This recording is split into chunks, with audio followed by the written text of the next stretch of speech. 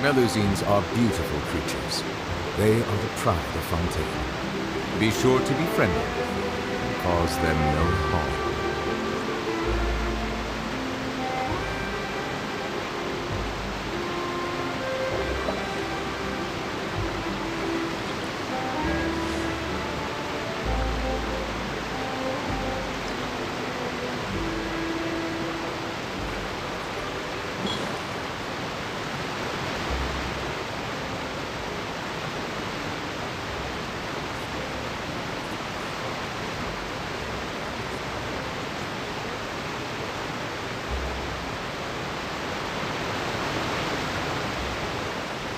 I see the value in my own work, but I also see the meaning in all the endeavors of the people of Fontaine. I believe I will continue to take pride in fulfilling my duties. Once, there was a glorious kingdom.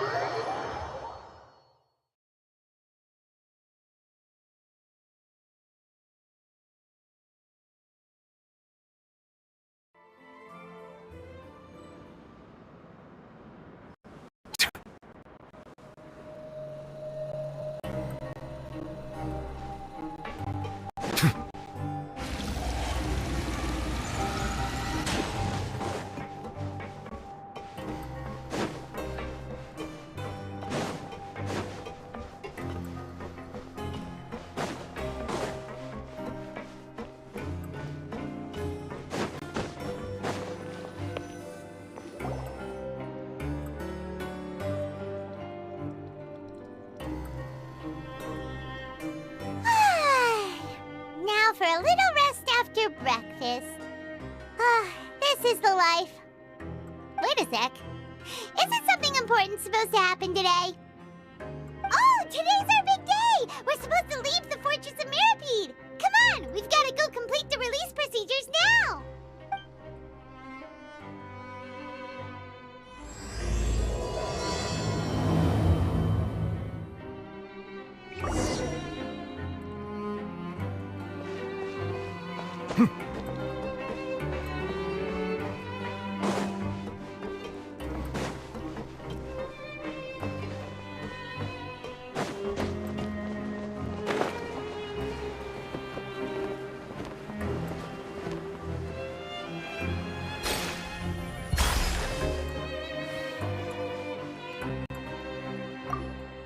Please, sign here. This document will be effective immediately upon signing, and you two may exit the Fortress of Meripede via the regular channels. It's been so long since we've been to the surface. Let's hurry up and... Huh? What's happening?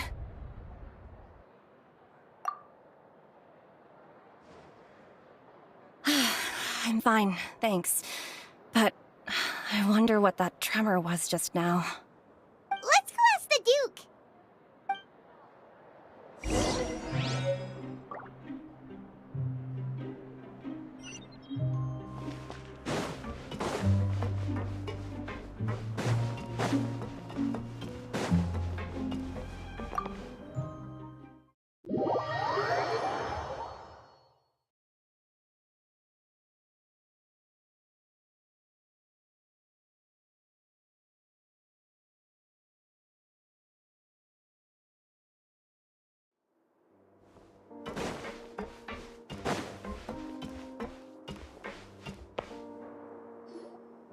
Your Grace? Ah, good to see you two. Is there something you wish to see me about? Yeah, what was with that earthquake just now? Ah, that.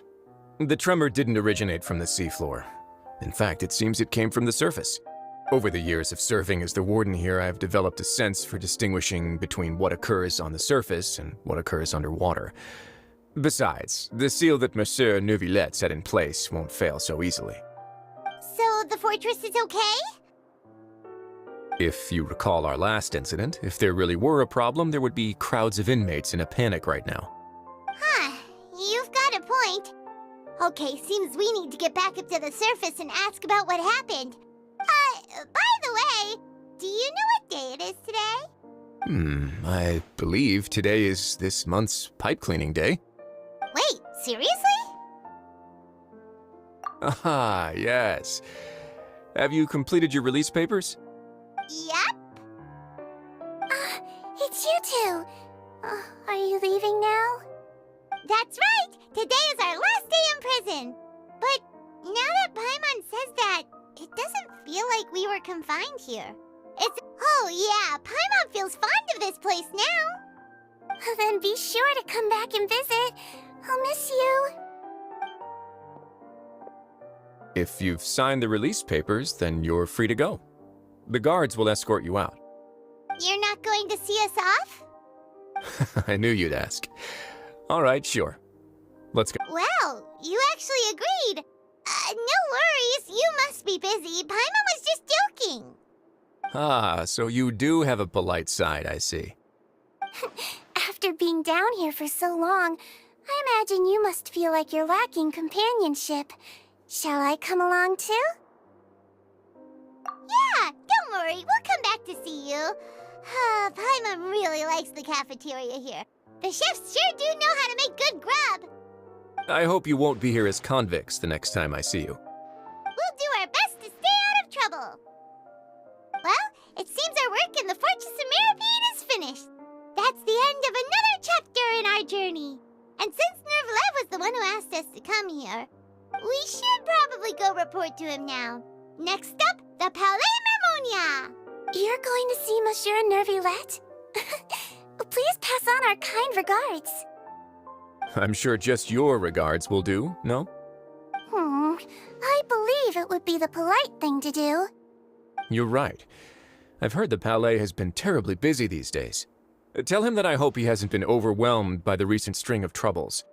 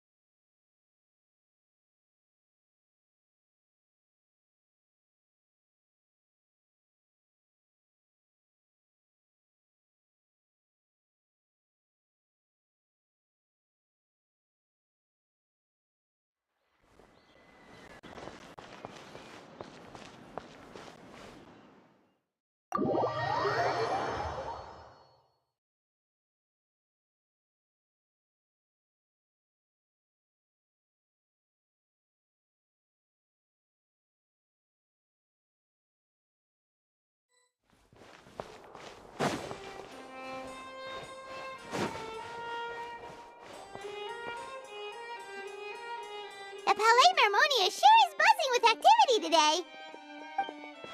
Halt! Huh? Oh, it's you two. Apologies. Monsieur Neuvillette did say you'd be welcome at any time. Excuse me, would you mind helping me take a look at this report? I'll be right there. Sorry, I've got my hands full here. You can see yourselves in. Everyone's so busy. Seems a lot has been happening.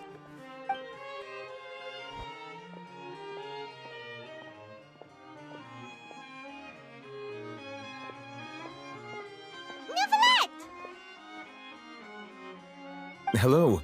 You've come at the right time, but you'll have to wait for just a moment, as there are some urgent matters I must tend to first.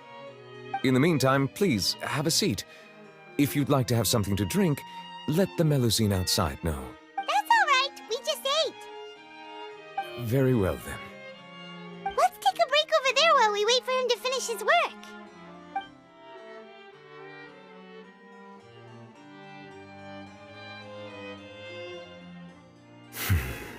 All right. That should wrap things up for now. Are you done with your work? Yes, sorry to keep you waiting. Today should be the day you were released from the Fortress of Meripede, and it appears that you have managed to complete all the release paperwork. That's right, and we came here to see you right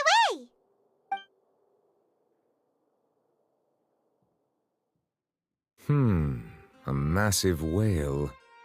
Do you have any idea what that might be?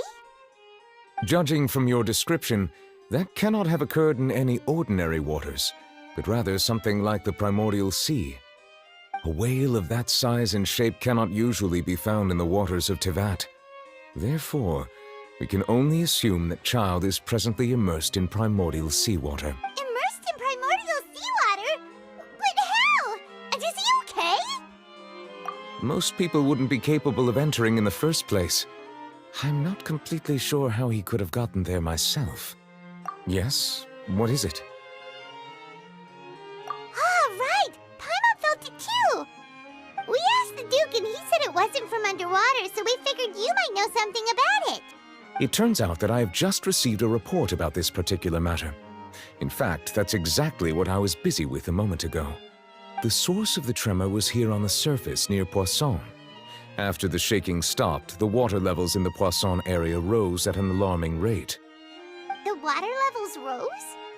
Oh no! What about all the people there? Fortunately, the water levels only rose for a short period of time and have already returned to normal now. However, I still have a bad feeling about the whole phenomenon. If the change in water levels is connected with the leaking primordial seawater, then the situation in Poisson may be much worse than it appears. Navia should be in Poisson, right? We need to go check on her! I would also like to go there as soon as possible, but I'm afraid I can't leave just yet. We must immediately formulate disaster prevention plans for the surrounding coastal areas to avoid potential catastrophes. I'll have to ask you two to go to Poisson first. I'll meet you there to check on the situation once I've finished things here. There's no time to lose! Let's get going! Please be careful.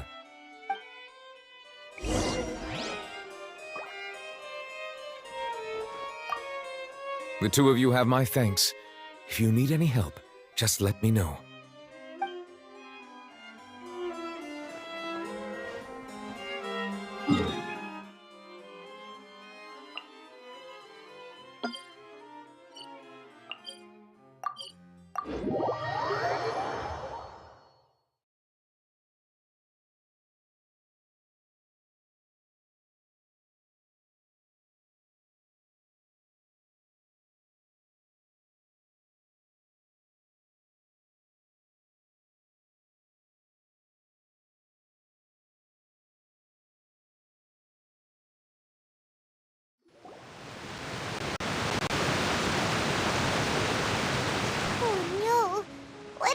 Here.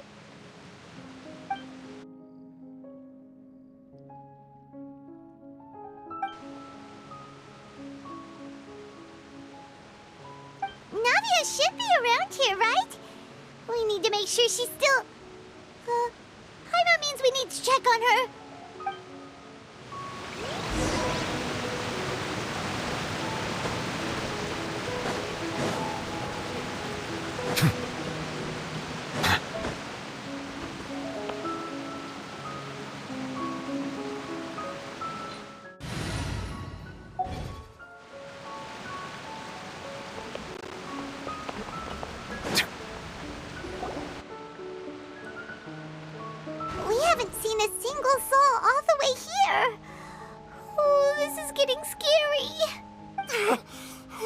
ever do now?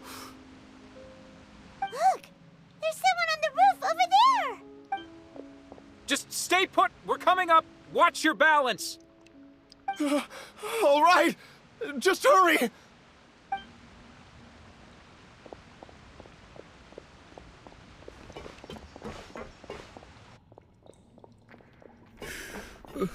I'm not young anymore. How will I survive on my own? My Desiree! Oh, he looks pretty sad. My leg! My leg! How could this have happened? It hurts! Just hang in there. Help is on the way. You can hold my hand if it makes you feel better.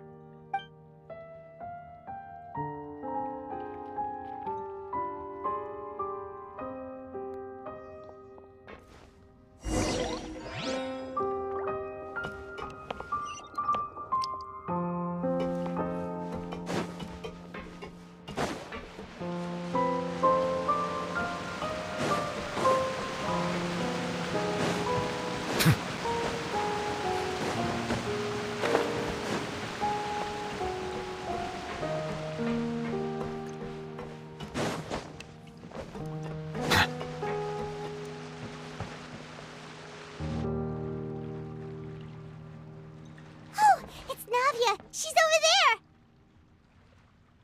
Hey, Navia! Are you okay?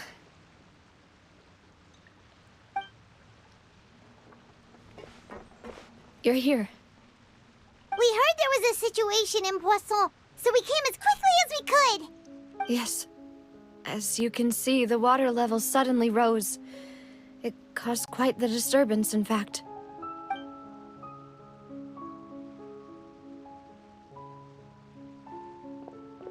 Demoiselle! There was a wounded resident next to a building southeast of here. We've already transported him to safety, but we've run out of medical supplies. He's wounded? How badly? He fell, so it's probably a broken leg. He's pretty shaken up. When the water level rose, he desperately climbed up to the roof.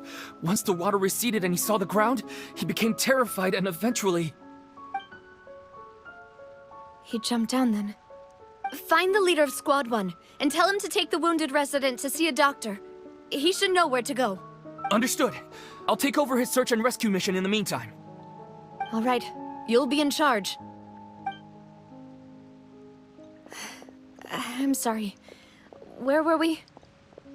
The situation in Poisson? Right. Allow me to explain. A little earlier, we suddenly heard a loud noise. At first, everyone thought that something might have exploded in the waterways. But before we knew it, water started pouring out from everywhere. The rushing water seemed a little odd, almost like the unique color of primordial seawater. Some people didn't realize the danger and thought it was just ordinary water, leaking from somewhere. Everyone on the street who happened to be close to the water didn't have a chance to escape. As the water levels rose, they suddenly disappeared. They were all dissolved. Those who realized what was happening started to flee in a panic, desperately trying to get to higher ground. Many were injured in the stampede, and some people fell from significant heights. The Spina di Rosula initiated rescue operations as quickly as possible, but there have been a lot of casualties. Fortunately, the water began to recede after some time, and the chaos came to an end. The water that flooded the area contained primordial seawater, so the lower levels of Poisson are still hazardous. To ensure everyone's safety, I've asked the people there to leave as soon as possible. No one knows if this could happen again. All we can do for now is try our best to help evacuate the residents. We still haven't completed the head count, but we'll have some numbers soon. How awful. And all of this just came out of nowhere. It was quite frightening indeed. I only wish that everything that just happened was a bad dream. Is there any way we can help, Navia? Thank you for being so willing to help in a moment of crisis like this. You don't know how much it means to me. I really can't express how grateful I am.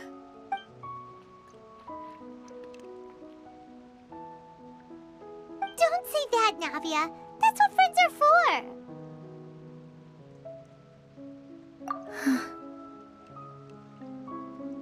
Demoiselle! We've got a situation here! I'll be right there. Sorry, I need to go for now. And out she goes. Seems it might be a while before she can take a break.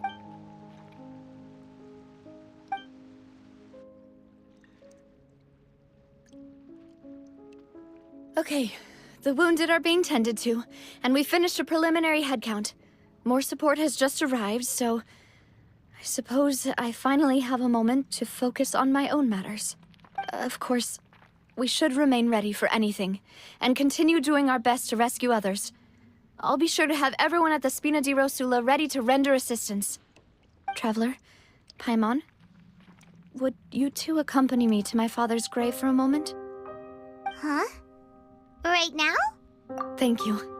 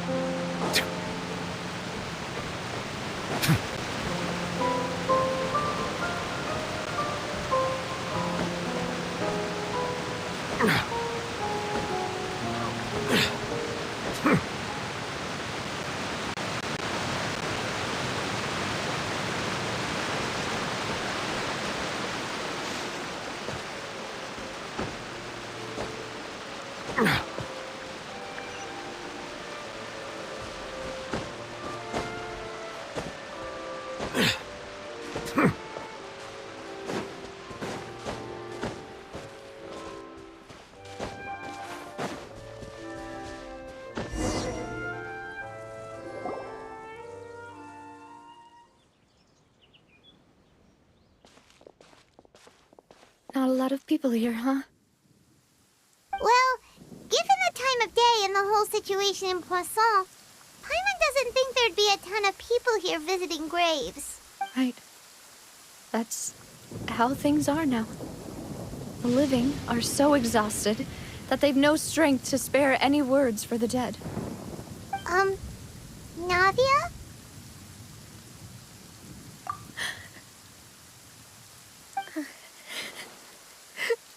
Navia, what's wrong? Sorry. I just... Malus and Silver, they won't ever come back here again. What should I do, Papa? Huh? What happened to them? Everyone agreed on the rescue plan, but still, I was the one who initiated it. They were helping evacuate the residents, but they couldn't leave in time. And they were caught in the seawater. What should we do? I've known them for so long. And I know they weren't afraid. But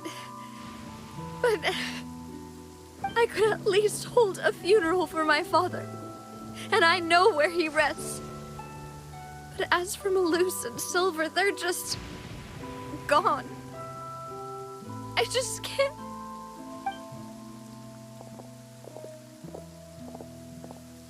Everything looks so clean after it rains. Even the gravestones. I didn't expect that you'd enjoy a glass of red wine in front of Master Callus's grave.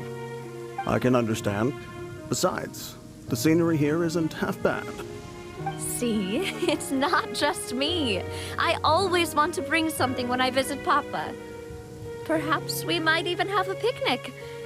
He wouldn't be angry, would he? Ah, how could Master ever be upset with you, Demoiselle? Yet the cemetery is the home of those who have passed, is it not? Everyone ends up here sooner or later, no matter who you are. Buying yourself a plot in advance, are you? No need yet. But when I do, I hope you'll let me be buried beside Master Callus, Demoiselle. Hey, stop joking around. I'm quite serious. That way, it will save us both the trip to see each other whenever you visit your father's grave. That makes sense. In that case, could I be buried on his other side? After all, besides you, Demoiselle, the two of us could certainly be considered Master's closest companions, no? Personally, I believe we fill those shoes just fine. Why are you bringing this up all of a sudden? Seriously. All right. I'll remember your requests. But I'd really prefer not to talk about this stuff. And what do you mean by saving me a trip? I'd make the journey even if I had to visit you two somewhere else. I'd promised to let them rest in peace here. But here I am breaking that promise. I'm sorry for letting you see me in a mess like this. I don't usually cry, really. Paimon doesn't know how to help you feel better. But, well, she understands how you feel. I'd always thought I could make my wishes come true. But now that I think about it, that never solely relied on me. Many things can only be accomplished with someone else's help. Malus and Silver have helped me so much. But by contrast, I could do nothing for them. I'm so... You can spend as much time as you need here, Navia. We'll stay with you. Thank you. Right now, you don't know how much that means. By the way, you can have a look at this. It's a list of victims from the incident that took place here. Obena, Khan, Burnett, Giverny, Francine, Karina, Daisy Ray, Joinville, Jolienne, Esson, as well as Malus and Silver. So, everyone else is safe. But still... It's okay. I know what you're thinking.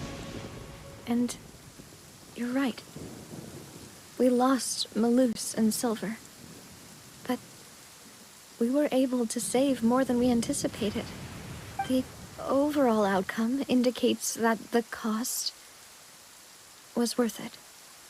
Right! Don't think that way, Navia. One person might be saved at the expense of another, sure, but that isn't something we should ever consider a trade. Malus and Silver were not the price for saving anyone. They're heroes. You're right. Thank you, Paimon.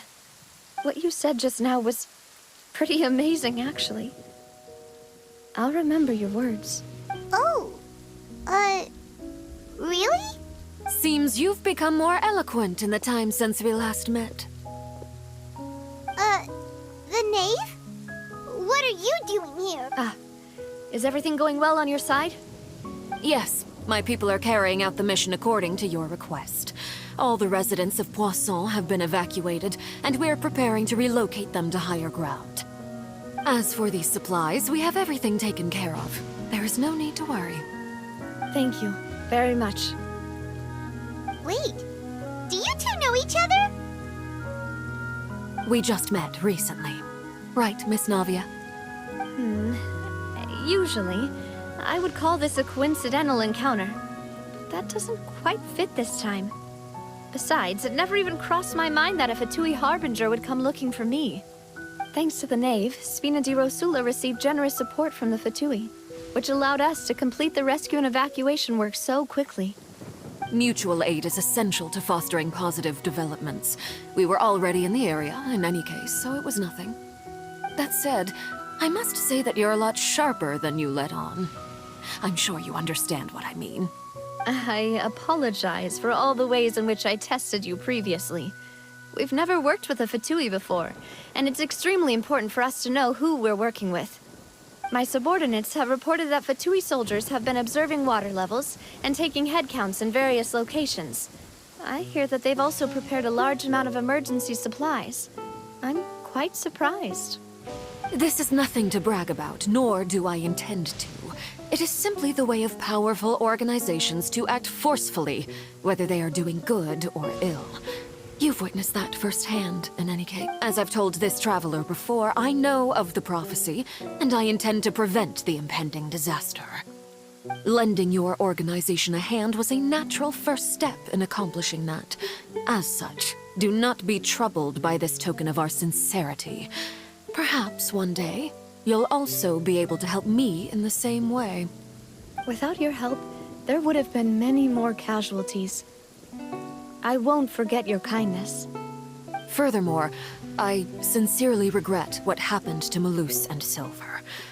I only wish that my people could have arrived a little earlier to prevent this from happening. Don't say that.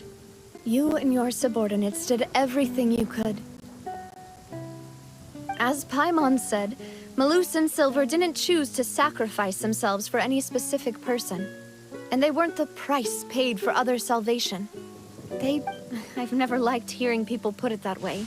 It's like trying to relieve pain by saying some noble-sounding words. But right now, there's nothing more suitable. They really did become heroes. You're right.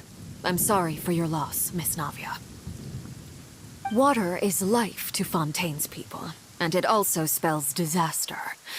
It's no wonder that people always say that prophecies represent fate. Fortunately, I've never been one for such opinions. So, you're one who will try to change fate, then? Of course. That is why I'm going to Hotel Bouffe de Thé.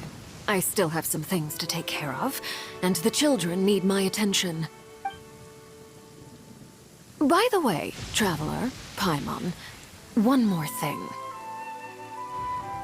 All right, then we'll just... Huh? This isn't right.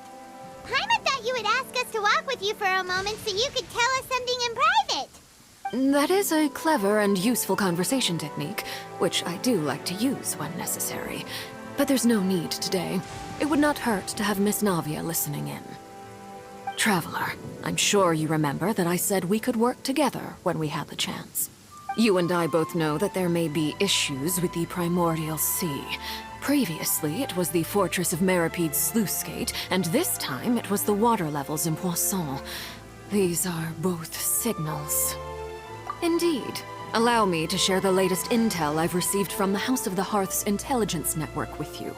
During some recent investigations, a child claimed to have discovered some ruins near Poisson. The ruins date back to ancient times, and seem to be worth investigating in many ways. Judging by the dating of the ruins, they may be related to the prophecy and the coming crisis. The situation is becoming more urgent, so any pertinent information will prove extremely precious. My people initially came to prepare for ruin exploration. Unexpectedly, this disaster struck, and at present, we're all busy prioritizing the rescue effort. So that's why the Fatui were already in Poisson. I wanted to take the children along, but unfortunately, Linny, Lynette, and Fremine have all been dispatched to higher ground to assist affected residents. Linny told me that outside of the house, the person they trust most is you. Which is why I want to give you this task. The House of the Hearth's members see each other as family, but Linny, Lynette, and Fremine said that they also see you as such, even though you are not from the house. I'm sure you already understand how earnest they consider their friendship with you to be. Oh, that somehow makes Paimon feel kinda happy. The intel I just shared about the ruins could fetch a high price. But since the children consider you family, it's only natural that I freely share it with you. Got it! So all we gotta do is go to some ruins, right? We can handle that. Excuse me, but may I tag along? You wish to join, Miss Navia? But are you sure you're up to exploring some ruins? You need to rest. Well, I'm sad, yes. But I can't just go back and plop myself into a chair by the roadside and do nothing. There's no point in being depressed while we still have a disaster on our hands. As my father's successor, I must live up to the hopes he had in me. Besides, I'm also doing this for myself. I need something, a distraction, to keep my mind off Malus and Silver.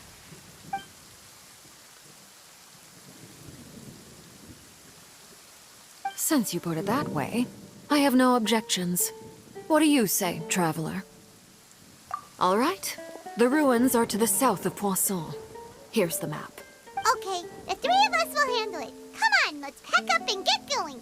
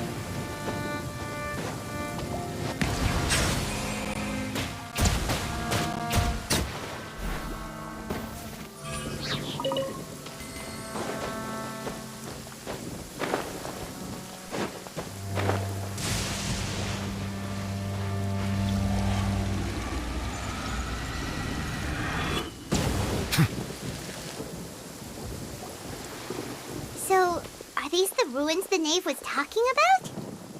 Well, they seem to be pretty ancient, all right. Let's go in and have a look. Just be careful.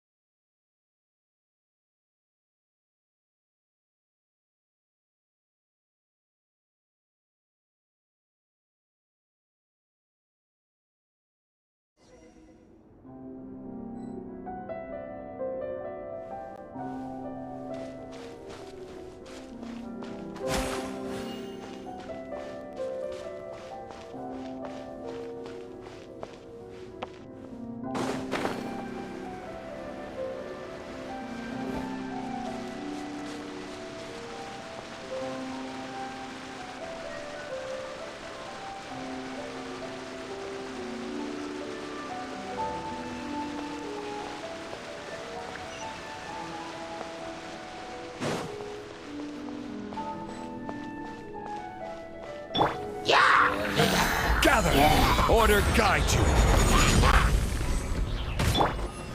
Gooba, get them! Our bond is strong! The tides beckon. Bow your head.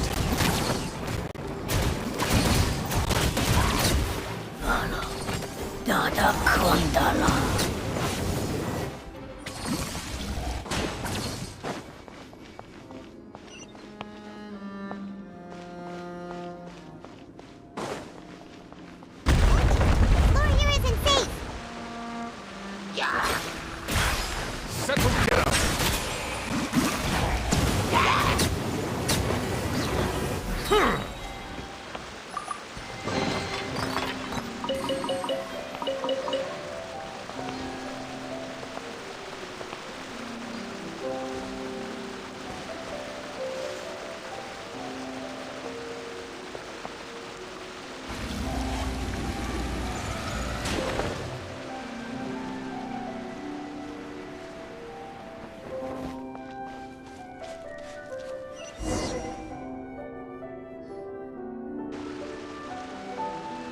this place has also been contaminated by primordial seawater.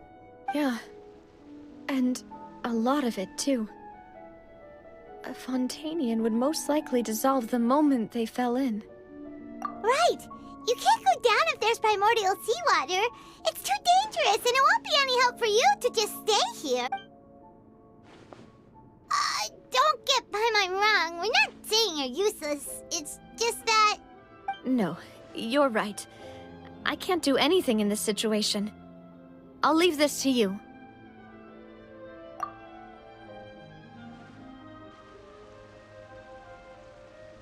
That complicates things. Maybe the only way left is forward. In that case, do you want to wait for us here? The water levels here are unstable, and there's a chance the water will rise. So staying here wouldn't be safe either. I'll go together with you. Perhaps we'll find the exit just up ahead. All right. Come with us for now then, but please be careful.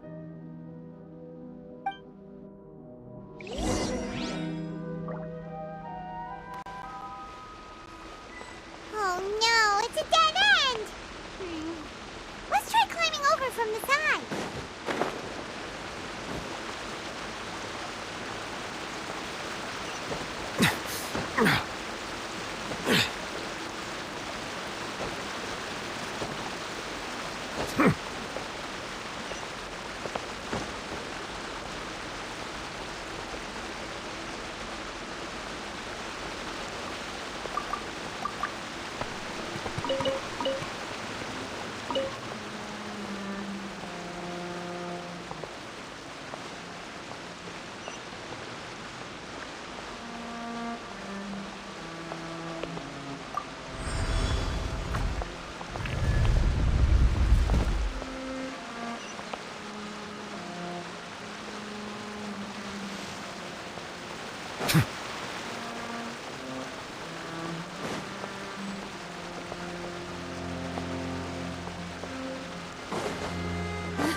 Wait, there's something wrong with this bridge!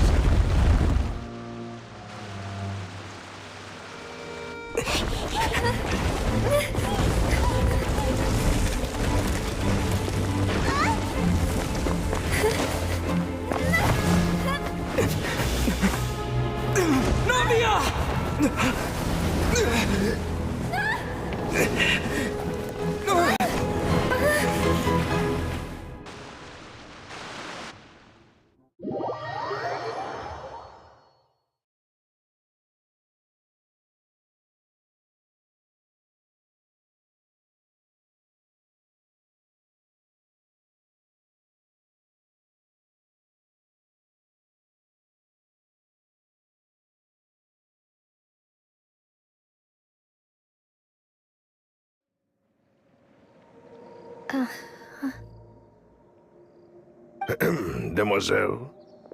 Huh? Demoiselle, what are you doing here by yourself? Would you be standing here till dark if I hadn't come to get you? Maybe she just wants some time to herself, Malus. Hmm?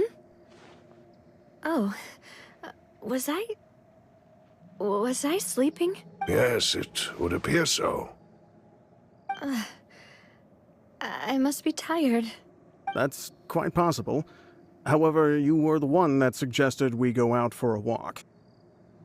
Oh, right. I nearly forgot. It must have slipped my mind when I dozed off. I haven't had a nap today yet. This is a familiar feeling, yet something's a little strange. Is something the matter, Demoiselle? Oh, no. No, I'm fine. I was just trying to recall why we came out for a walk. Do you remember Mr. Giverny? He'd requested our help before with foreign merchants who had a debt dispute with him, and we'd resolved the matter not long ago. We were headed to see how things were going with him at the moment. Ah, right. Yes. I remember now. Oh? Miss Navia. Ah, Mr. Malus. And Mr. Silver, too. It's good to see all of you. How have you been? I've been great. Thanks to your help, those bothersome merchants finally realized that I wasn't the one they were looking for. Why, I wasn't even the guarantor for that person. They were knocking at my door day and night. Even my neighbor Obina was getting fed up with them. Sometimes force is required to calm someone down and get them to listen to what you have to say. That's right. Oh, by the way, Burnett, what was it that you wanted to give to Miss Navia again? Oh, yes. One moment, I have it right, Miss Navia. These are some flower seeds that I prepared. Please take them. They're a very good variety, and they'll become very big and beautiful once they bloom.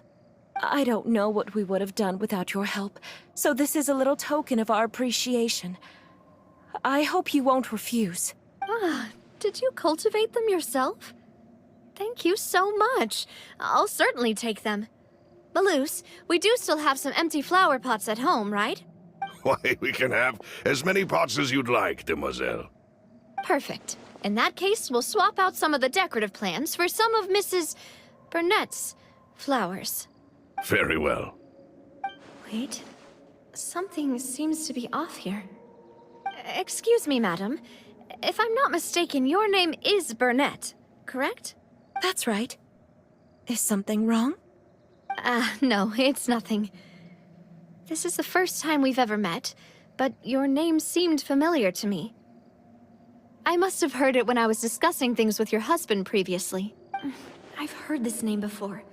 Sometime recently, I'm sure of it. And why are there so few people around here? Where did everyone go? We must mind the time, demoiselle. We still have important things to attend to today. Huh? We do? Well, now, did you forget? Miss Navia, here you are. I've been looking for you. Please, come to the Opera House. Your trial is about to begin. My trial? Wait, why would I need to go to the Opera House? Yes, she's right, demoiselle. It's just about time now, so we should get going. Oh? All right then.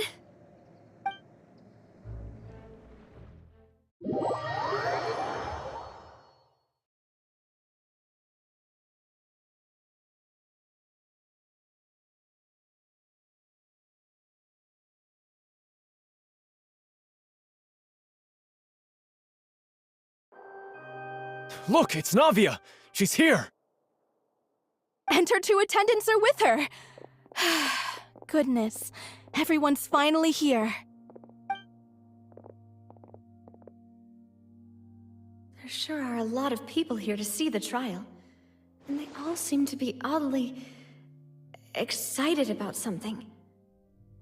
I even know some of these people. Karina, Desiree, Joyville, Julien, Essen. Why are so many people here? And why do I have no recollection of this case? And as for the judge... huh? Where's Monsieur Neuvillette?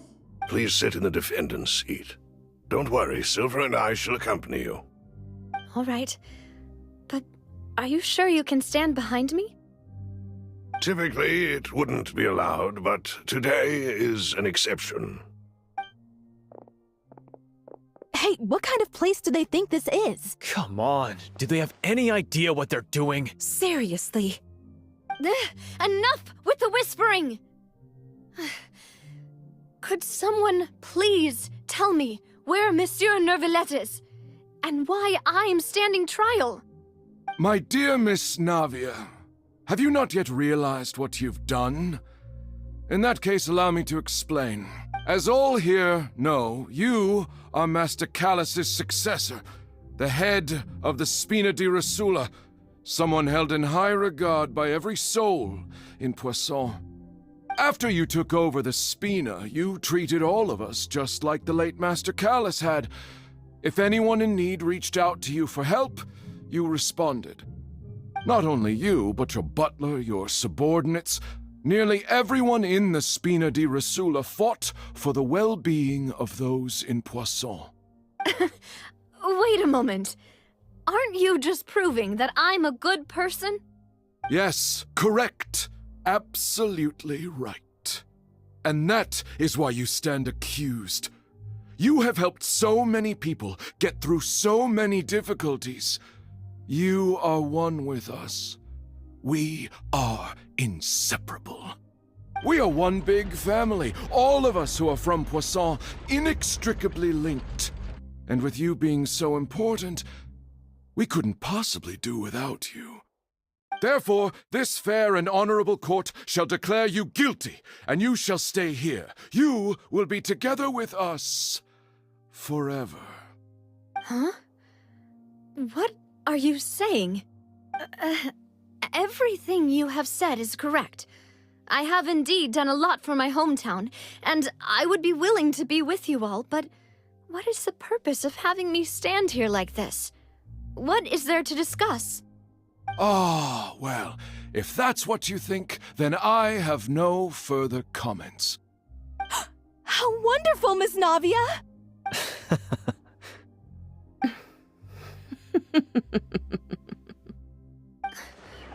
I know all these people. Why are they laughing? I seem to remember now. Yes, I get it. This trial is... Wait just a moment. This isn't right! Malus? What was that, Mr. Malus? Our conclusion is very clear and unanimous. Let the court judge her now. She's guilty! Stay here, Navia! You're one of us! Demoiselle, don't admit guilt. This trial means to keep you here forever. I wish to exercise my right to defend Our Lady. Mistress Ronville, you only know of Navia's goodness, but nothing of her utterly independent mind. She was born a free and independent spirit. She has never been tied down by anything. Indeed, even the death of Master Callus couldn't stop her. Her actions cannot serve as proof that she identifies herself as part of any group. She merely acted as an individual, extending her hand to help others. Please do not mistake her action. Really? As an individual, you say? Don't forget, we are all Fontainians here. This is the nation of justice, the nation of Hydro. Even if Miss Navia only voluntarily rendered her assistance, that doesn't change the fact that her beautiful soul must return to everyone. Water accepts all, blends with all. It will surely accept her kindness. Everything is measured here in the nation of Hydro, and in the end, everyone shall meld together. Thus, when a unanimous opinion emerges, that opinion represents justice. Now I speak for everyone. Our opinion is consistent. Navia should stay. We and Navia are one. And you would call this justice? Preposterous. You are merely jealous that Demoiselle still has a chance to exist as an individual. Have you forgotten how much you all once longed to become individuals, to become independent? Do you mean to defy our justice? If your justice is flawed, then why should we acknowledge it? As you said, we can also have our own justice. Silver and I shall defend Demoiselle. And that is how we will enforce justice. Ugh, my head... it hurts. Demoiselle. Silver, it hurts. My head is spinning. All I can see is stars swirling in front of me. I remember now. Everything that seemed odd from the very beginning. Karina, Desiree, Joyville, Jolien, Essen, and Mr. Giverny and Mrs. Burnett, who we met earlier. Even Malus and Silver. I don't want to admit it, but they're all dead. Don't be afraid, and don't admit guilt. We will protect you to the very end. Absurd! Who are you to say that she cannot be judged? We are the majority, and in the nation of trials, the majority is absolute justice. We are the will of all.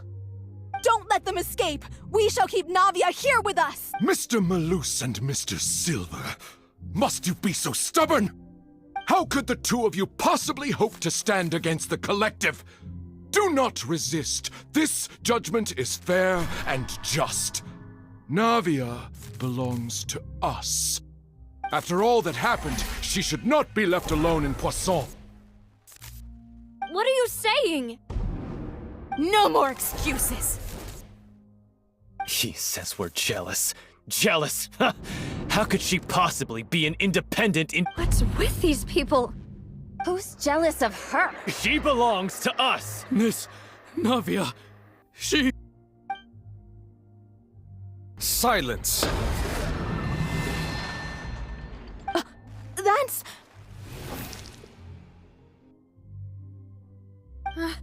Monsieur Neuvillette! Such commotion is prohibited in the court. The accusations you just presented are nonsense and cannot constitute a proper trial. The court will adjourn for the rest of the day. In this, I shall hear no objections from any unauthorized party. Our thanks, Monsieur Neuvillette. Please leave with me, Miss Navia, while there is still time. But... Go on now, demoiselle. This is your only chance to leave this place. What, can't bear to leave us behind or something? Malus. My apologies. I couldn't resist making one little joke once I realized that this shall be our last goodbye. Malus... Silver... Quickly, you must come now! Goodbye, demoiselle. Farewell.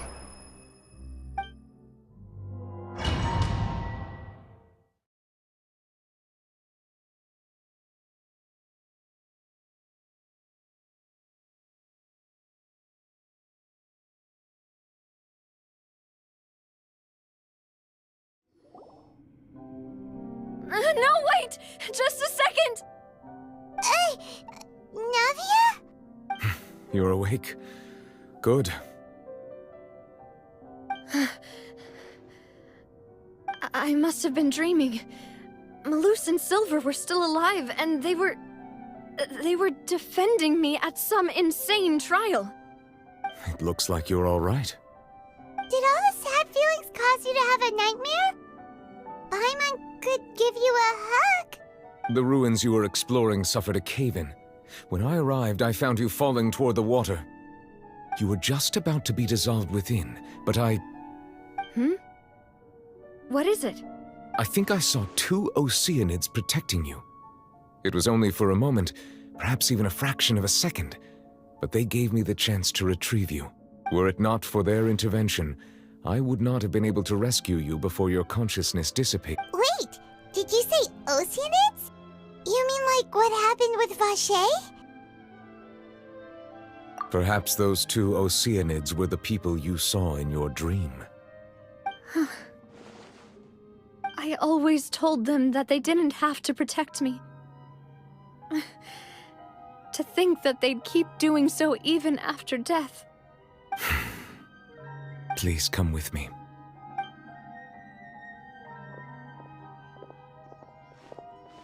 Neuvillette, are you okay? Oh, I am quite all right. Perhaps there's something we could chat about? Why do you look so stiff all of a sudden? Oh, Paimon knows. You're the type who feels awkward when there's nothing to talk about, right? I merely thought that we should give Navia some time to herself. Huh? Why didn't you just say so then? Don't you think it's even more awkward to call us over like this and then have nothing to talk about? I suppose so. Ah, Sigewinne. I hope all is well with her these days. Her work in the fortress of Meropide has not been too much for her, has it? No way! Don't worry. She's doing fine down there. She's an amazing head nurse. I see. Well, that is good. I have always worried that Sigewinne would need a lot of time to understand the world of humanity, just as I have. Oh, and the Duke also says hi! Even though Sigewinne made him do that. He hopes that you haven't been overwhelmed by all that's happened lately. Thank you. I have indeed been busy lately, and I also hope that everything is going well in the fortress of Meropide. He still doesn't know what to talk about. let's chat about something else then. So, Neuvillette, you're probably quite the swimmer, huh? Yes, of course. This isn't going anywhere. Let's try something else. How did you find these ruins? Did the knave tell you? Yes, in fact. I had arranged to meet you in Poisson, but when I arrived, I discovered that the Fatui were helping the residents evacuate. They had even transported a large quantity of supplies to the area. Amid my astonishment, I ran into the knave, and we had a chat. She informed me that she had asked you to investigate the ancient ruins here. Yeah, we originally planned to meet up with you, but we thought you might still be busy with all those official documents. We didn't think exploring the ruins would take very long, and who would have thought you'd wrap things up so quickly?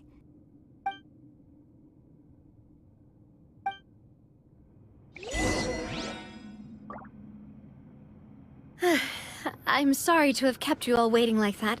I'm feeling much better now. I guess we should get going again. Will you come with us, Monsieur Neuvillette?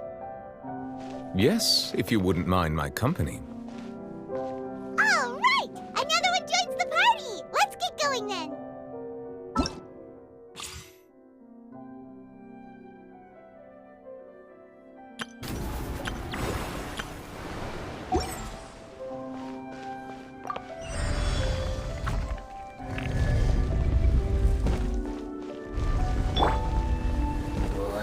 Stabilize! I'll settle this!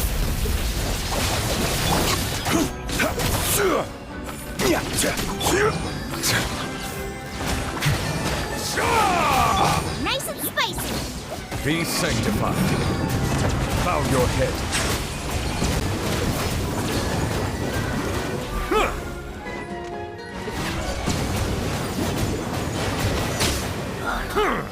Dada Kundala.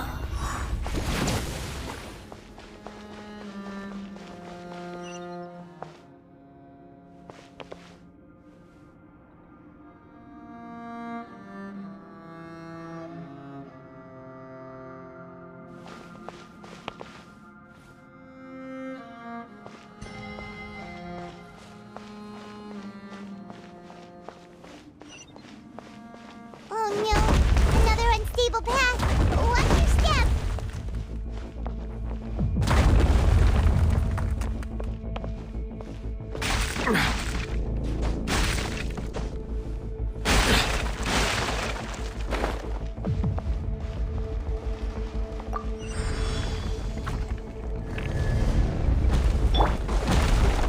Watch out! There are rocks falling over here!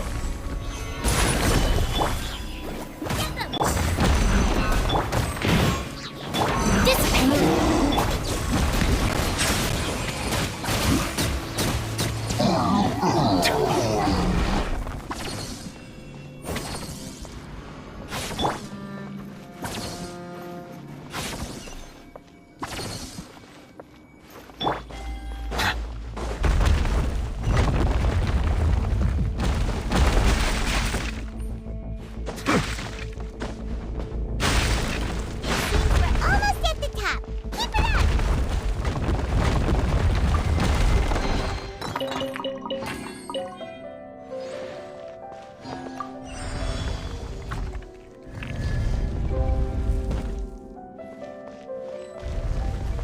Yeah. The bond is strong. Stabilize. Nice and spicy. You're toast! Settle down. Let the mighty be humbled.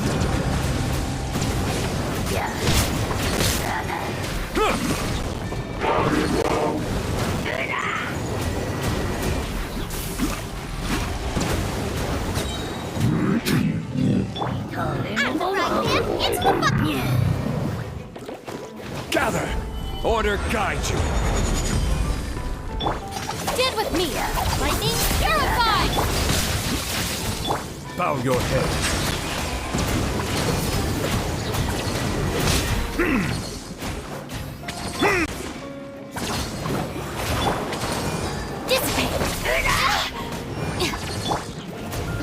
Solidify. The tides beckon.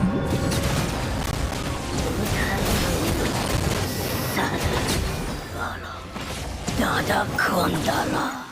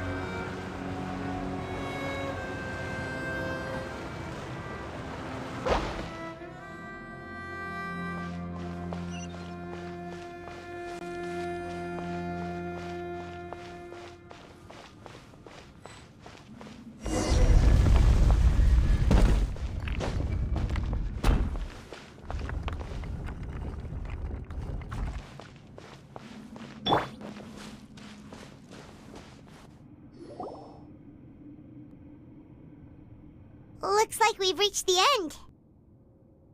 This is the place. There should not be any other hidden spaces in the vicinity. The path sure had some twists and turns, but it turns out that this place isn't actually that big.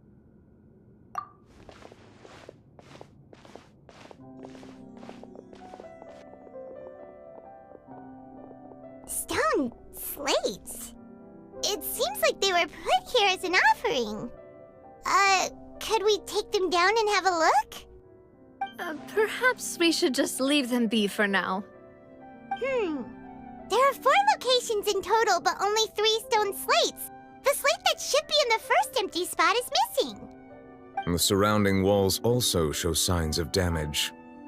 There's something written below. Let Paimon see. Reason dictates that this nation be destroyed. I shall record the history of its future here in its past. Say what? It feels like someone left these slates and these words here for a purpose.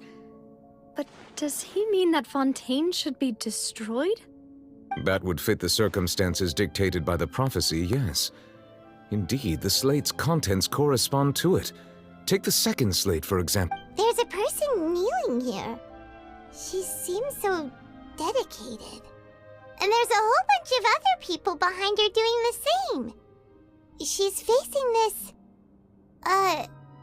what is this? Some kind of island in the sky? And is that Lady Farina in the third image? Did the Hydro Archon fall into the water? And is that a ring of people around her? Paimon doesn't quite get it. Are they all in the water? The fourth image. I know this one. This exactly matches the content of the prophecy. The people will all be dissolved into the waters, and only the Hydro Archon will remain, weeping on her throne.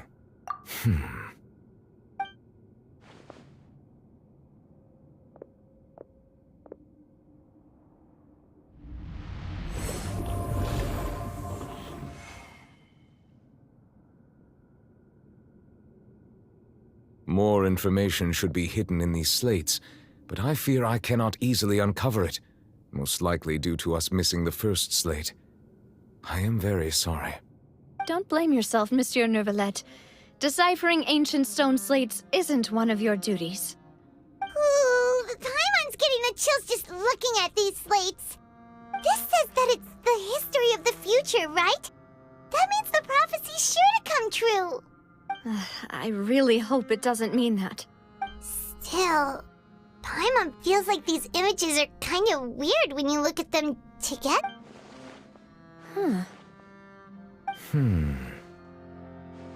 That's right!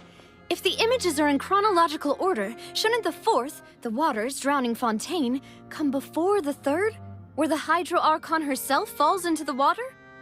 And yet the order is reversed here.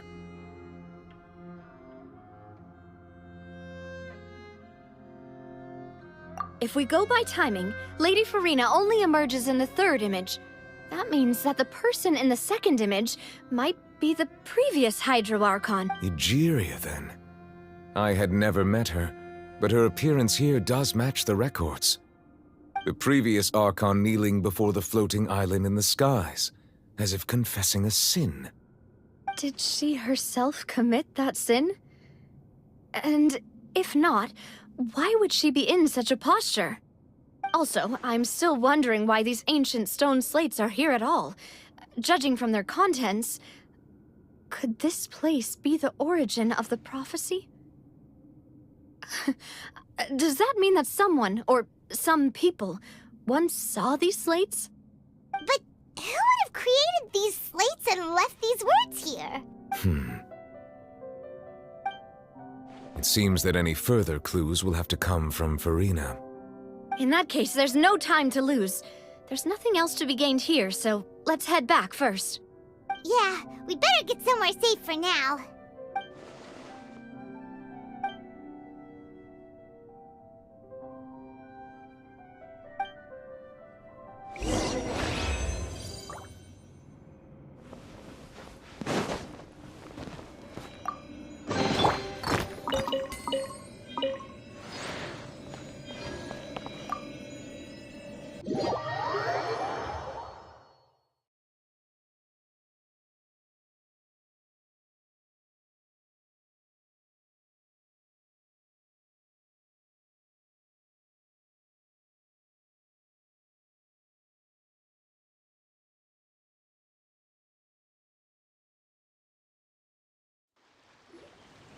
Let's split up here. I'm going to check on what's happening with the Spina. You know how it is. There's some things you just need to be there for yourself.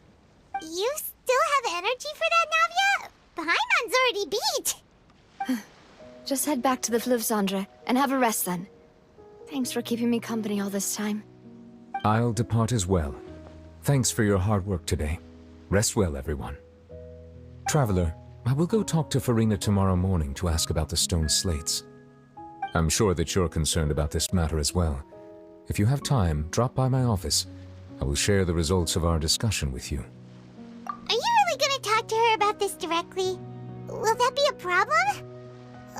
Paimon's getting a little scared now that it's come to this. She has long been harboring secrets and will not give them up easily, which makes it all the more my duty to ensure that she understands the present situation. All right, we'll leave it in your hands then. You're probably the best person to talk to her anyway. I will be carefully considering my words tonight. Traveler, Paimon, our safe house at the Fleuve Cendre is always open to you, as ever. So please don't think you're an imposition. All right. I'll be on my way then.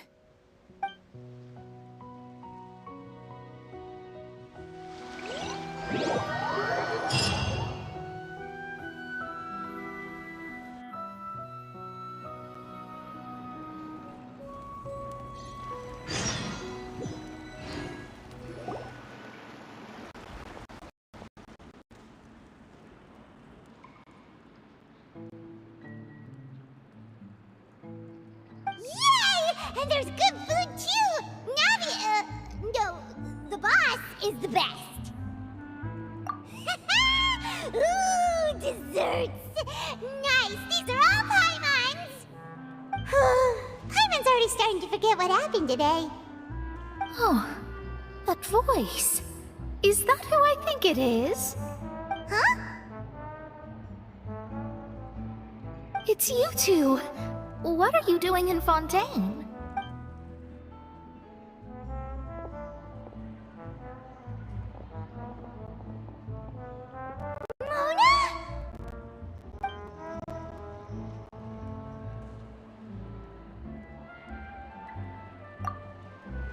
Seriously, nobody just uses a scry glass whenever they've got time to just see who they'll meet on the road.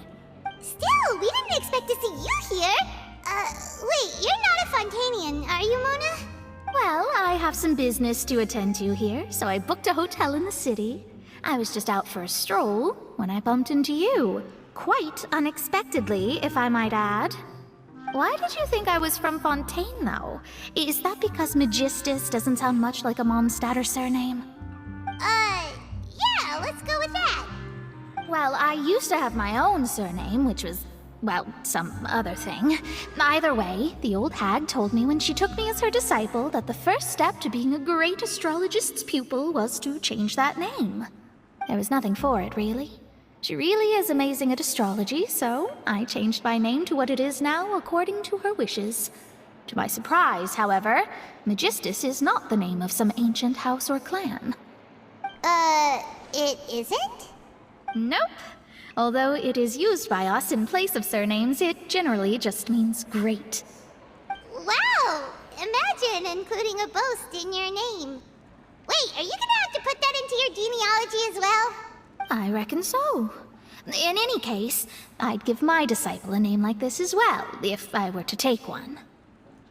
Astromancer Barbeloth Trismegistus. Whoa, that's a long one. Does it also mean great or something? My name means Mona the Great Astrologist. As for the old hag, hers is, in plain speech, the thrice-as-great Scholar of the Stars. Just take it as a title specific to astrologists. Thrice as great?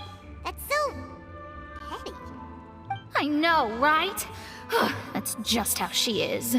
She used to call herself Magistus, actually, but once she took me in, she changed her name to Trismegistus. Talk about excessive. Magistus is thus the calling card of our school, so to speak, which makes it about the same as a surname. It's all right if you don't get it. You can look into it further should you need to study astrology more deeply. That sounds terrible! But anyway, you're not Fontainian, are you, Mona? You're from Mondstadt, right? Well, I was born in Mondstadt, yes. My parents migrated to Dorman Port, and I traveled with the old hag for a while, after which I settled down in Mondstadt. Oh, that's a good thing then. At least we know you won't be dissolved by Fontaine's waters. Speaking of that, I'm sure you're aware that a bunch of things have happened here in Fontaine, right? I know you're not a local, but I'd avoid getting too close to any water that looks strange all the same. There's something ominous about it. Well, the water, I mean. That was the main reason, yes. Just a while back, the Steambird invited me to take part in a panel and speak about the circulation of the prophecy as an astrologist. The invitation was sent quite early on. I don't think anyone expected Fontaine to be in this much trouble. What do you make of that prophecy, Mona? Just tell us what you think as an astrologist. Your word would go a long way to make things more certain and less scary. What I can tell you is that I'm an astrologist, and that this prophecy concerns the fate of Fontaine, even that of all Tevat. Ascertaining this is akin to reading the fortune of the whole world. I'm afraid that this is not something that just anyone can do. If I could do it, you would no longer call me an astrologist, but a visionary. But on the flip side, the prophecy is so huge and powerful that it must surely come from a powerful visionary. Its contents involve the fate of the world. Disregarding it would be a mistake. A visionary? Sounds really powerful and all, but does such a person really exist? Of course. The old hag could do it, and I'd bet there are others amongst those Hexenzirkel colleagues of hers who could do something similar.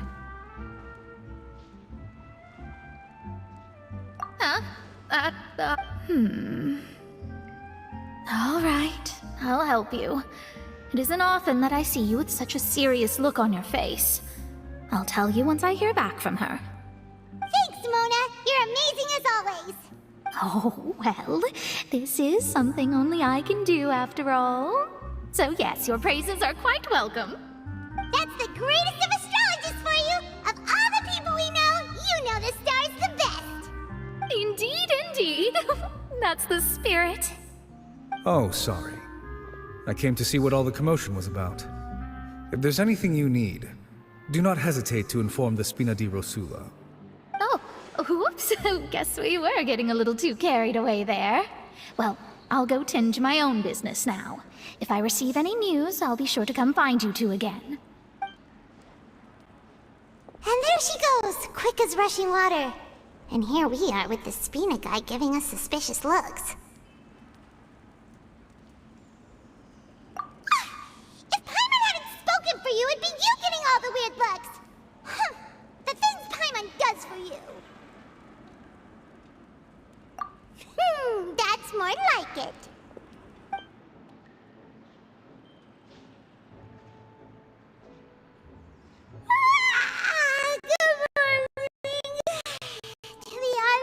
I'm still feeling kind of sleepy. But it's time to get up, Traveler. We agreed to go see Neuvillette, so let's pack it up and get going.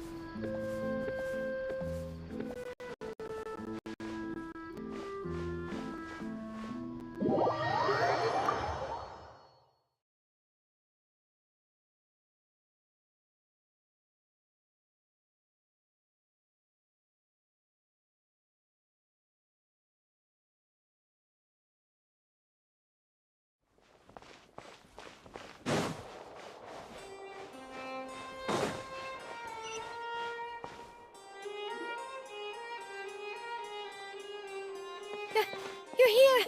Finally! Is something wrong? Monsieur Neuvillette and Lady Farina, they seem to have gotten into a dispute. Please go see for yourself.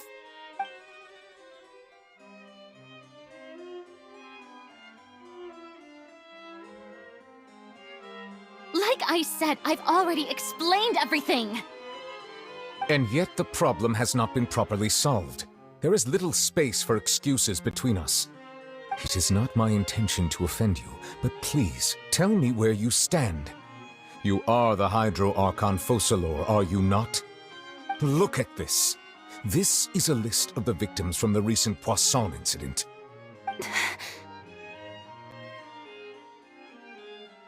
You mean...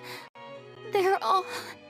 We did not arrive in time to avert this disaster, and I will not have it happen again.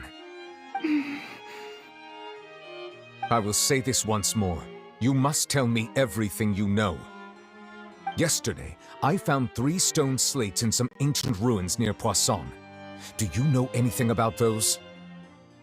Seriously? You're questioning me like this is a court case now. I don't know anything about that. But you found them in some ancient ruins, you say? That's correct, which is why I came to ask you some questions. There should have been 4 slates, but one of them was missing. The other 3 feature different images that seem to correlate to the prophecy. The prophecy? The second of these slates depicts the previous Hydro Archon Egeria kneeling before a floating island in the sky, as if confessing something. Do you know nothing of this either? I don't. I've never seen such slates. I'll ask you again. Do you really have no information regarding the previous Archon? My deciphering of the slates indicates that the Hydro Archon Egeria once had to confess to, or apologize for, a certain sin. If anyone would know about it, it should be you. All gods don't have the same secrets, you know. She was herself and I'm me. Is it really so strange that I know nothing? I understand your concerns, but I'm sorry. I just don't have anything to tell you. Forgive me for saying this now, Lady Farina, but I have long known of your various secret investigations into certain matters. There are several indications that you have been investigating the prophecy on the sly. This is not strange in itself, considering that you are the Hydro Archon. But it is strange that you should also claim to not know any of Egeria's secrets, as well as do nothing following your inquiries. You have never been as superficial as you have presented yourself to be, nor are you a fool. And yet, your behavior is very inconsistent.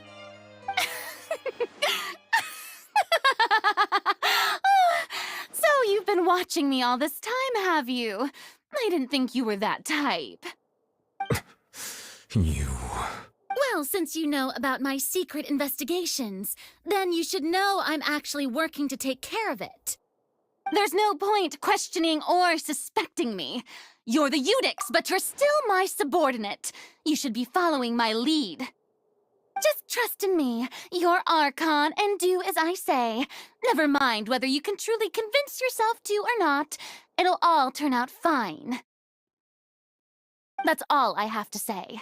We do not discuss this matter again. Oh, the opera's about to start. Toodles!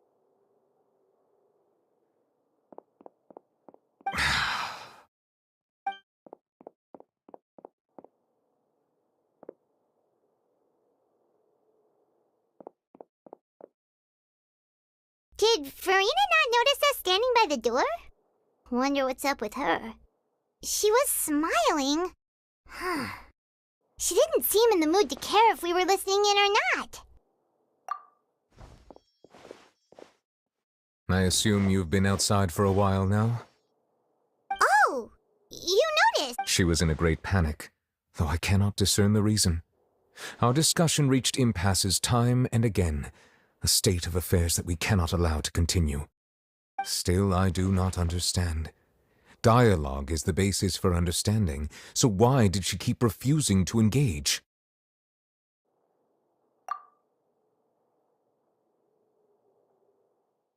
Everyone in her inner circle has noticed that she is hiding some secret. The issue is her attitude. I fear that she will not reveal anything unless absolutely forced to. We may have to create a situation in which she will have no choice but to speak. Oh? Like what? Normally, people will only reveal the truth when standing trial. Perhaps we must have the Hydro Archon experience just such a scenario. But Farina's seen so many trials, and she's really good at dodging questions.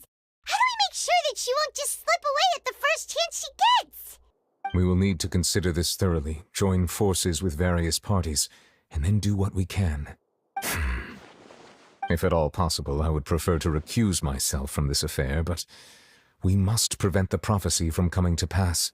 This may be cruel to her, but all Fontaine is in crisis. The information a god possesses is too precious, and so we must take a chance on this. But who will lend us their aid to do such a thing?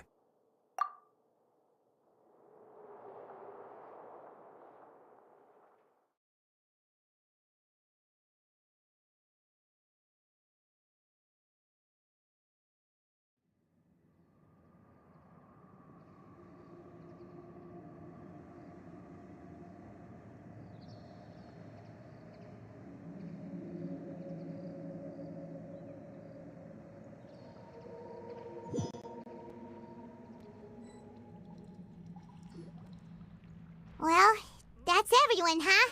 Speaking of which, it was pretty smart of you to think of hiding here.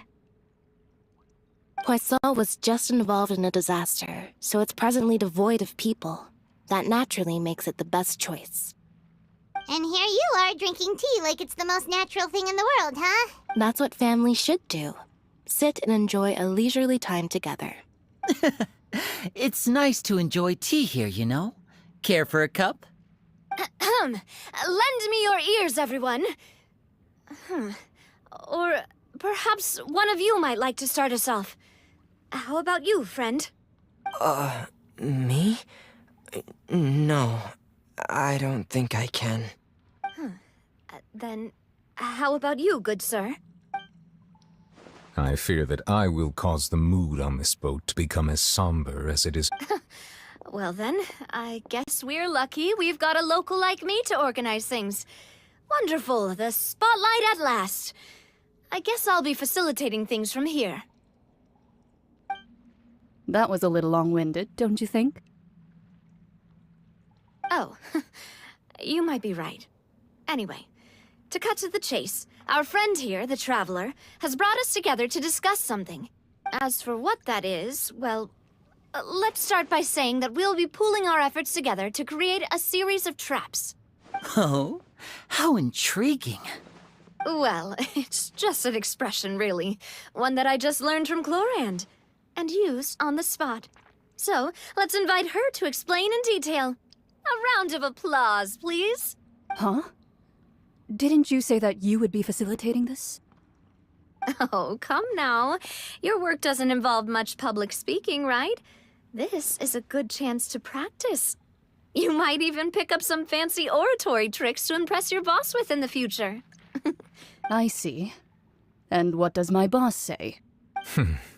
He is glad that you consider him your boss. Do go on.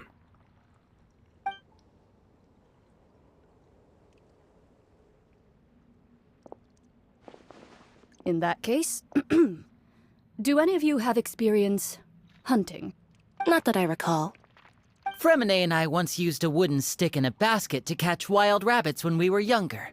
As for Lynette, oh, right. You were sick that day, weren't you? I've also gone diving to catch some fish before. Does that count? I'm afraid not. You may or may not have heard, but Fontaine once played host to a group known as the Marechaussee Hunters. Though that was their name, they did not hunt animals, but rather various monsters left behind by the ancient dynasty of King Remus. Today, Fontaine's monster population has already thinned greatly, so the hunters have blended back into society, taking up arms in other lines of work. They even left a unique methodology of hunting in their wake. A trap comprises of the following components: bait, a trigger, and a containment device. Sometimes a lethal implement will also be necessary to deal with the prey. So, if we were to build a trap together, right now, what would you choose to build it with? For me, I would prefer something basket-shaped. Pigeons and rabbits will see the bait and naturally enter the snare. Our line of work requires a deft hand, and we're some of the best in the industry, so you can count on our technique. You used some of those techniques while moving the people of Poisson, didn't you? My subordinates mentioned that you even performed some magic for the bawling children. Yes, and I even managed to gather some intelligence in the meantime. I'm quite the multitasker if I do say so myself. I'm afraid I can't claim that as my strong suit. I prefer more stable methods, like placing bait in the water and waiting for the fish to come within reach. That's the kind of method I would count on. Calm and steady. Exactly the kind of person who would catch loads of fish. And I can be their assistant. With discretion, I'm sure. I'd probably use some sort of mechanical animal. Papa once bought me some small clockwork squirrels, mice, and such. When placed in the forest, they can attract others of their kind. I remember that you liked those too, didn't you? I did. And that would be a good way to go about it. If they're realistic enough, animals of the same kind will follow them all the way to the trap. What about you, Monsieur Neuvillette? I fear I do not have any related experience. That makes sense. You usually solve problems directly, without the use of any such tricks. But I do have one more question for you, monsieur. If we were to create a trap now, how would you design it? I would like for it to be effective, but bring no harm to the prey. A more gentle trap would be ideal. Kind, as always. However, our intention doesn't necessarily change the containment device and the type of implement we need. If we wanted to kill the prey in one strike, we would need a powerful implement. However, that also goes for prey that must be captured and safely contained. Wait, why's that?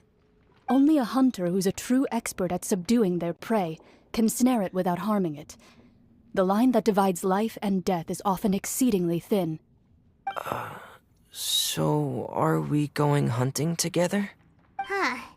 We hadn't thought of seeing ourselves as hunters.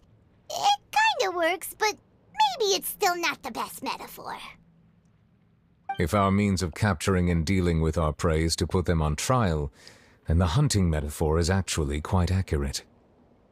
But we shall require much more courage than any hunter to judge a god, a being whose seat is an exalted throne. Oh, so that's what's going on. Sounds very interesting.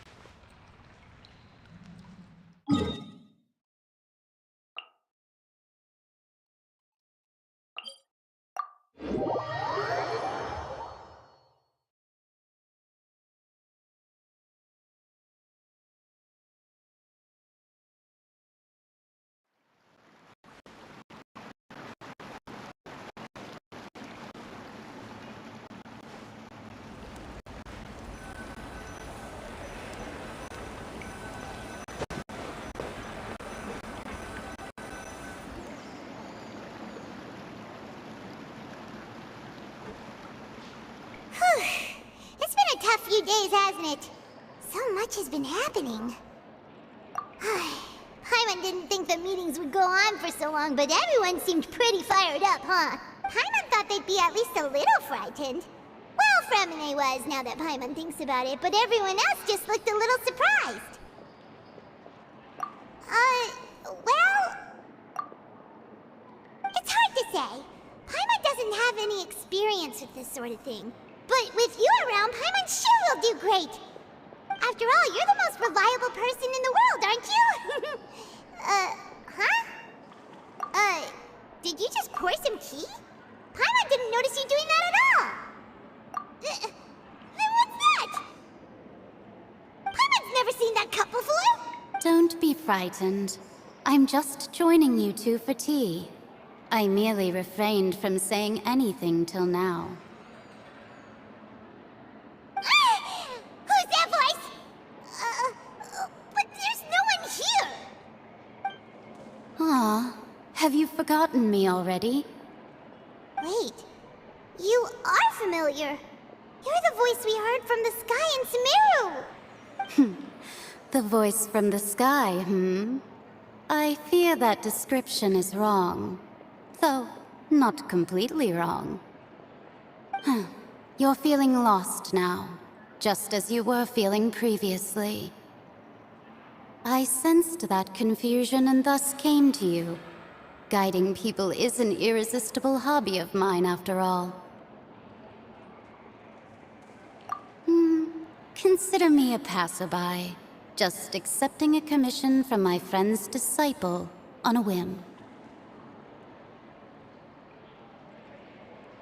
The prophecy. Yes, what has been prophesied will be fulfilled. You may view such things as the history of the future. What? Then is there any way we can stop it? I believe you have witnessed a failed attempt with your own eyes. Can everything in Tevat so easily be changed?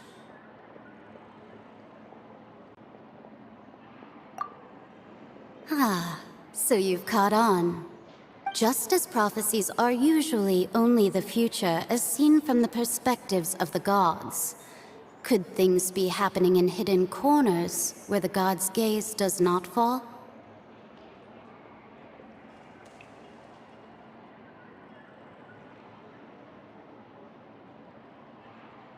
Are the things that you shall see different from the fate that the gods perceive? What is she talking about? It all sounds really impressive and important and stuff, but it also sounds kind of scary. I believe that you understand, right? Some things are insignificant, but others you must reach out to change.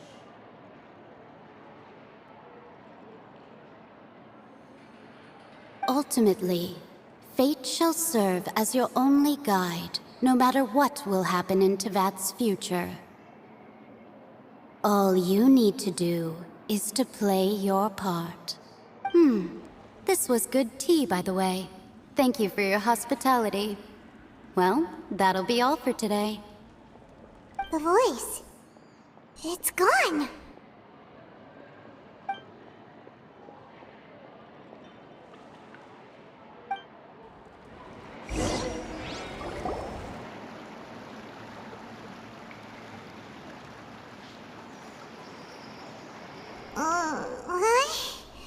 I want to hear someone talking.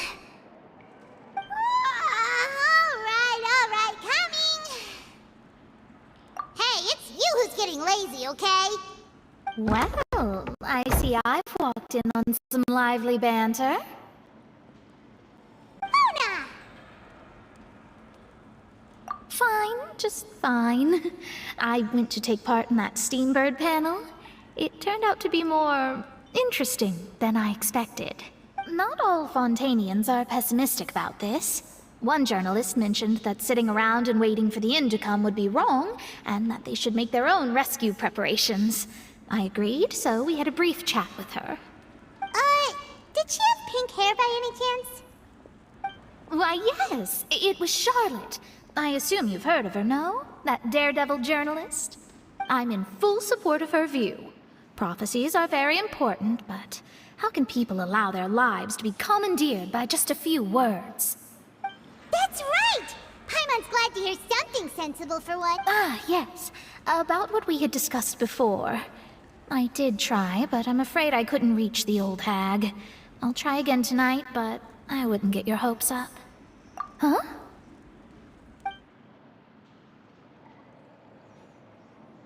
Goodness gracious. Are you serious? She said that even the god's gaze has blind spots. Pretty bold if you ask Paimon. Most people would believe the gods to be all-knowing, right? The Hexen Circle members are certainly anything but ordinary. As for the mage named N, the old hag has mentioned her a few times. She said that N's sense of direction is incredible, and that she loves guiding those who are lost. But I've never met her, and if she were still alive, she'd be... well, suffice it to say that the hag's at least a few hundred now, and N's been around for longer than that. Whoa. The Hexen Circle sounds like a scary group. But they must really stay in shape to live so long. Their abilities alone are pretty terrifying. If she came to see you personally, then the problem you're facing must truly be of great importance. Well, it's not like Paimon could understand anything she said. Yes, she was quite cryptic, but I suspect she means that there is still a way to turn things around. She didn't say when or what that would be, though, so perhaps it is something that you cannot know right now.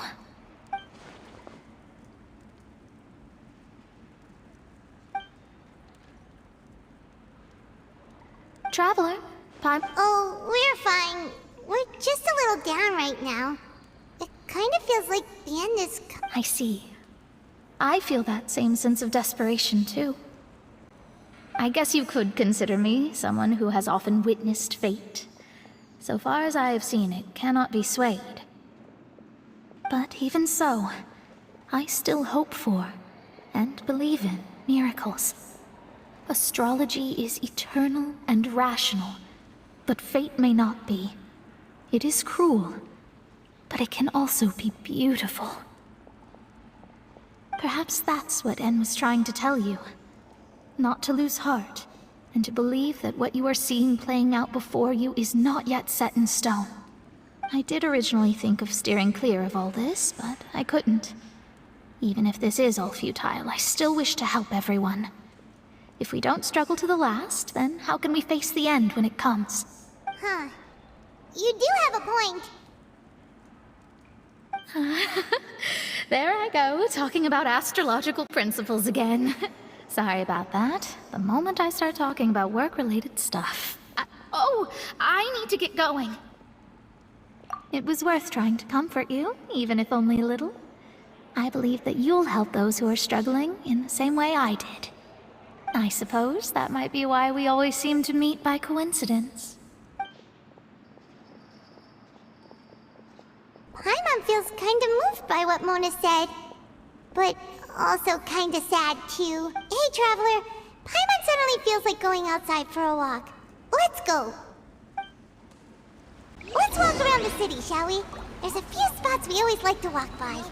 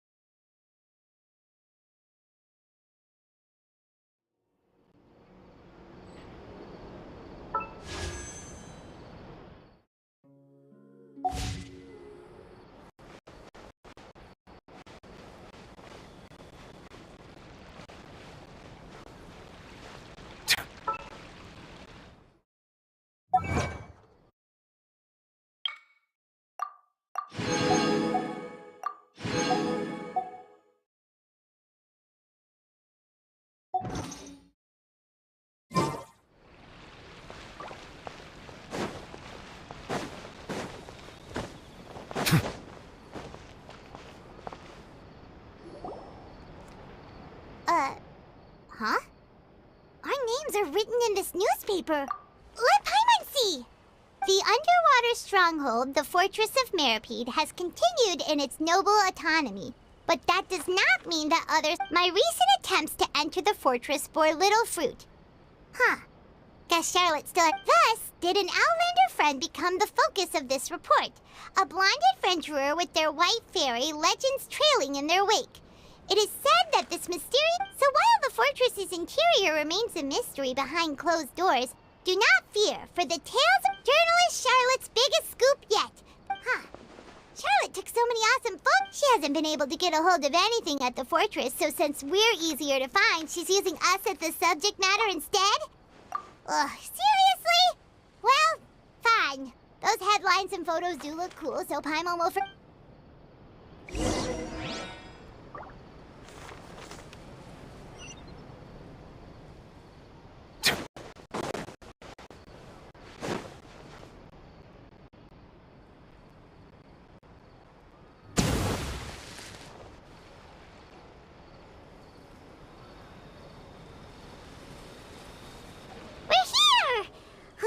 Paimon's hungry.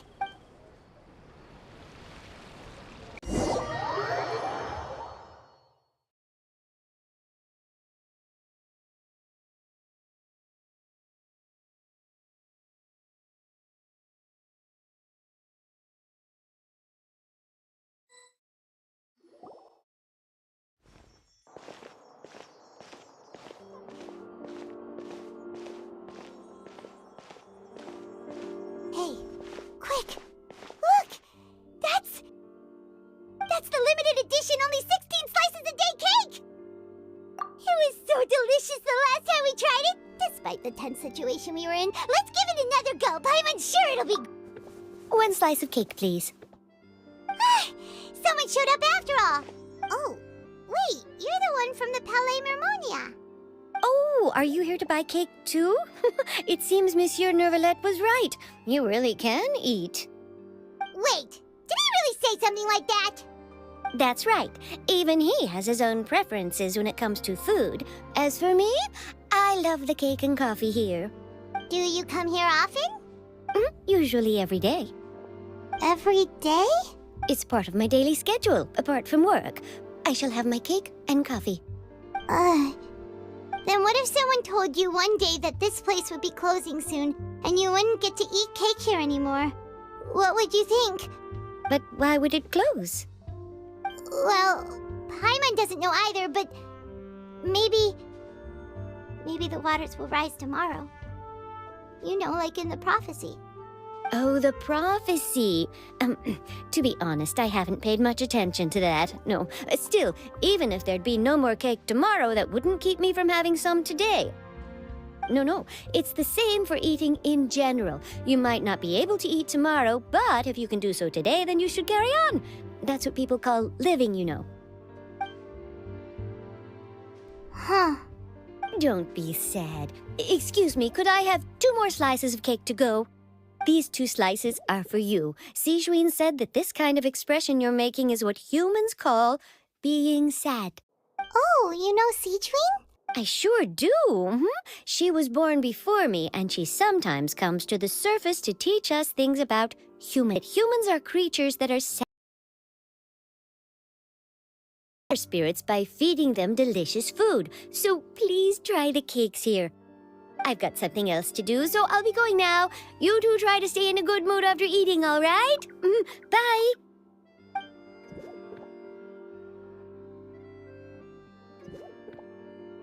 And there she goes. All right, let's dig in. Paimon's sure this cake will be delicious. It's more delicious than last time, and the flavor gets even better with a sip of tea. It sure would be nice if we could come again tomorrow. Sure would be nice if we could always eat delicious food here.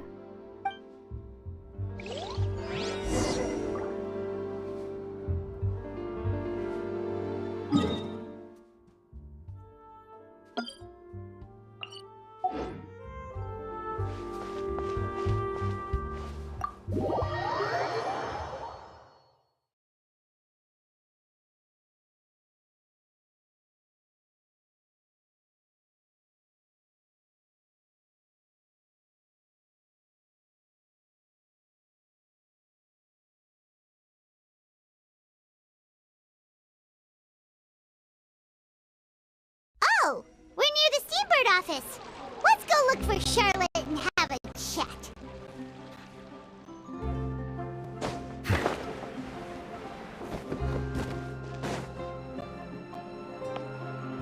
Wow!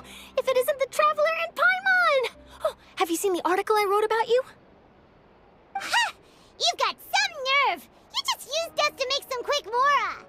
Oh, you needn't worry about that. I heard that you were in Poisson some time back, so I sent you a letter to discuss just that. It appears you didn't receive it, though. It's all right, though. I've set aside the amount intended for you. I've even set the table with some food. Really? Oh, you're the best! You're almost a little too easy to win over, Paimon. If I were a journalist with ulterior motives, you'd be in trouble now, you know. Oh, Paimon knows you're not like that. Still, what brings you here all of a sudden? Were you looking for me? A friend of ours met you a while back, and when she mentioned it, we thought of coming to see you. Her name's Mona. Ah, so you know Miss Mona as well. She's a guest columnist for our paper. Really good one, too. She's so young and already such a brilliant astrologist. So she mentioned me? What did she say? She said that you're a real daredevil of a journalist. Nice.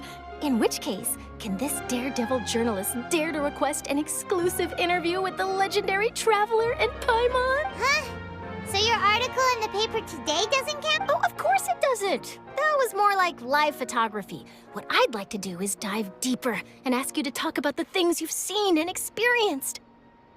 Yeah, are we even qualified enough? Why not? If I say you're worth an interview, then you're worth it. But not right now, of course. I'll need a few days to prepare.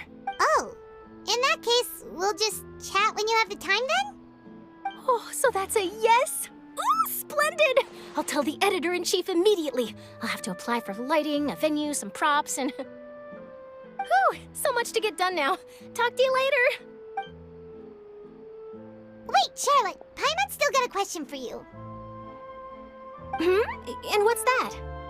If, just for example, Fontaine were to be flooded tomorrow, what would you do today? Huh, that's the prophecy you're talking about, isn't it? I mean, I do hear about it often, but I've never once thought that the day could be tomorrow. If you're seriously asking, then I might try and think of a way to leave Fontaine. Oh, but I'm still a journalist first and foremost. That means I have a duty to be reporting from the scene. And secondly, I wouldn't forsake my homeland that easily. From what I've seen, most people don't know what they'd do should the worst come to pass. In truth, it might be better just to behave like normal rather than worry over such an end. So in all likelihood, I'd probably still be prepping at the office for that interview of ours. I know what you're thinking. That sounds a bit sad, but I've always believed that it's best to do what you enjoy. Just think about it. If this nation really were to be suddenly destroyed tomorrow, but I still successfully finish an exclusive interview with a truly unique person, then the story I would want... And then do you know what I'd do? Well, I'd write that story, send it for printing, and use messenger pigeons to get copies out to the various nations as soon as possible. I'm not a dreamer, nor am I a workaholic, but I do love my job, and I'd be proud of leaving such an article behind. I guess you could say that I was born to be a journalist. But anyway, that's my answer. And on that note, I'll get back to my preparations. That's so nice. All of a sudden, Paimon actually kinda envies her. Anyway, let's go and take a look at the sea, shall we?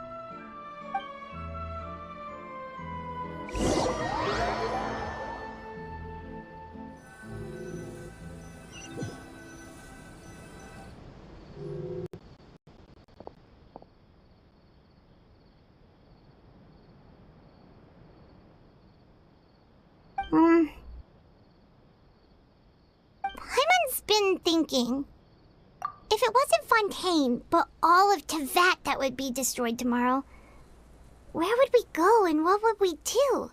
No, Paimon should ask, if you could choose, what would you like to do?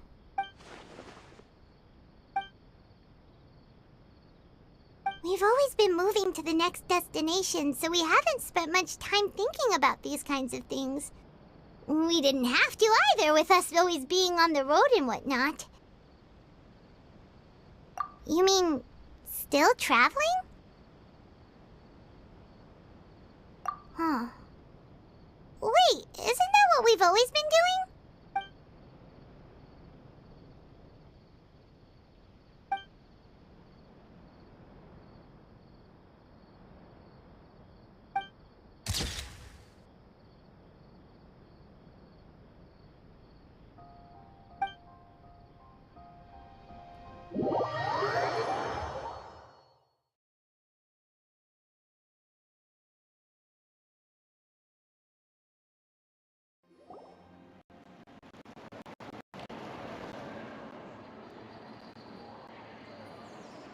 But it's still better than the Fortress of Meripede, that's for sure. It's not only damp there, but salty too. Ah, so the two of you are still here. Wonderful. Oh, you're from the Palais Mermonia, aren't you? Yes, I'm Isadora. Monsieur Nervillet sent me to look for you two before. I heard that afterward you went to the Fortress of Meripede. Not at all. I'm well aware that you're friends of his. Actually, I'm here to pass along a message from him. Yes, inside the Opera House. The Maréchaussée Phantom has declared the incident a small-scale riot. A riot? Well, that said, I don't personally think it was that serious. Lady Farina was watching a performance at the Opera House, and while she was resting during an intermission, some other audience members suddenly started harassing her, loudly accusing her of doing nothing about the prophecy crisis. And before she could respond, others started to join in. The crowd continued to grow, and protests against the Hydro Archon started to break out. So people have started to put the blame on Farina. Guess they finally found an outlet for the pressure they've been under due to the prophecy. I agree. People will naturally rely on gods, as is customary. But the moment people feel threatened, gods are also the first to be blamed. So what happened after that is Farina... Seeing that the situation was spiraling out of control and that further argument was pointless, she claimed that she'd got... The Maréchaussée Phantom had their hands full maintaining order and did not catch where Lady Farina had gone. Only when things had stabilized did we realize that she had gone missing. So, you mean she's still missing? That's right. The Maréchaussée has dispatched many people to search for her. But we don't have... That said, I don't think there's much to worry about. She is a god, after all. Even if she were to fall into the hands of rioters, what could ordinary people do to her? Good. Monsieur Nervillet sent me to tell you about the situation, but he didn't say anything else. Don't worry. This is more than enough to go on. Thanks for keeping us informed. Ah, is that so? Well, alright then. In that case, you two take care. I'll be heading back to the Palais now.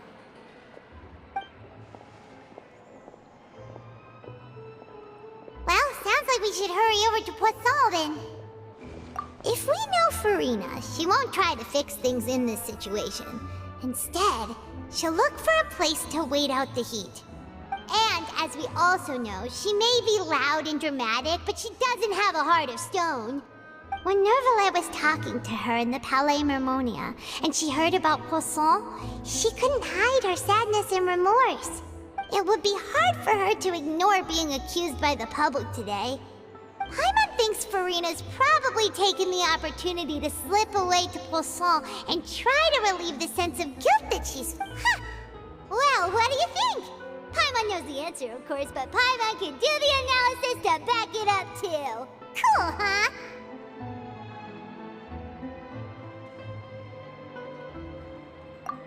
In that case, there's not a moment to lose. Poisson, here we come!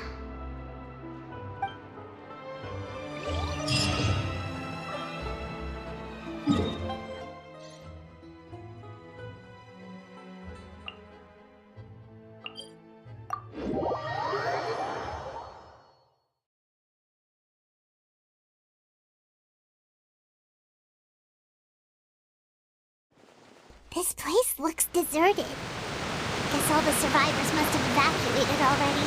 All that's left here are signs of devastation. Could Farina really be here? Let's try to find her as soon as possible.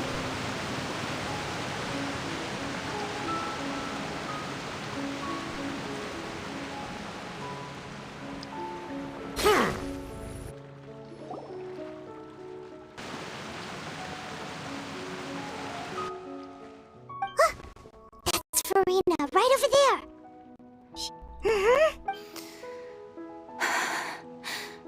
What was meant to happen did happen after all. Everyone's dead. I'm sorry. I am so sorry. Give up, Farina. I'm sorry.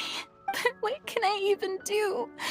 Other than to repeat meaningless apologies. Who's that? Don't worry, Farina. It's just So it is you, blonde traveler from another land. Why, I almost thought you were someone from that mob of my ignorant subjects, come to kneel and beg for my forgiveness. Farina, you were crying just now, weren't you? The tear stains on your face are obvious. What do you mean, tear stains? Oh, I remember. The show at the Opera House earlier this morning was so moving. I'm still trying to process it. Who did that uncivilized rabble think they were, disturbing my enjoyment of the arts? They even dare to tout their archon. I must teach them a lesson. I can just imagine their twisted and frustrated faces once they realize that I'm nowhere to be found. Oh, and I'm sure Nouvelette and those people from the Maréchaussée Phantom are freaking out right next to them, too.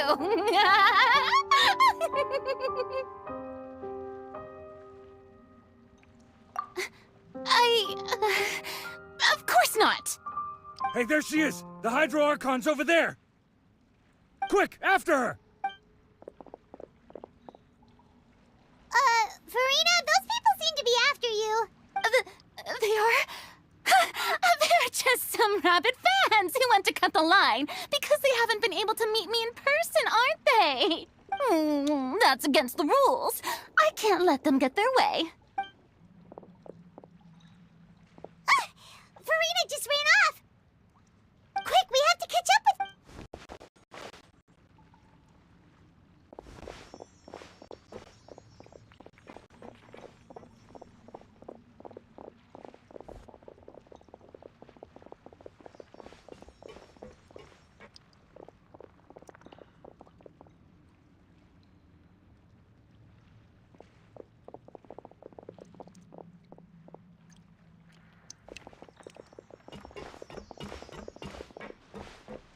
should be the place, right? Hey, Farina! There's a good hiding spot over here. Quick, come to Paimon before the rest of them catch up to you. What is this place? Hurry, they're almost here. Fine. I suppose haste is warranted. Lead the way.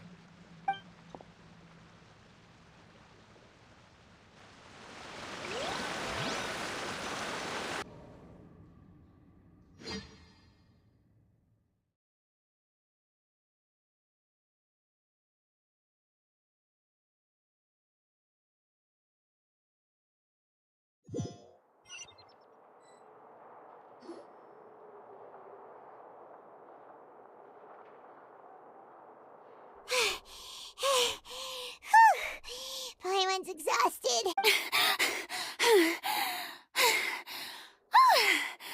I'm so tired. I totally thought they had caught me. No, I mean, I merely gave in to the sheer enthusiasm they displayed. You're right. Yep, that's a good girl.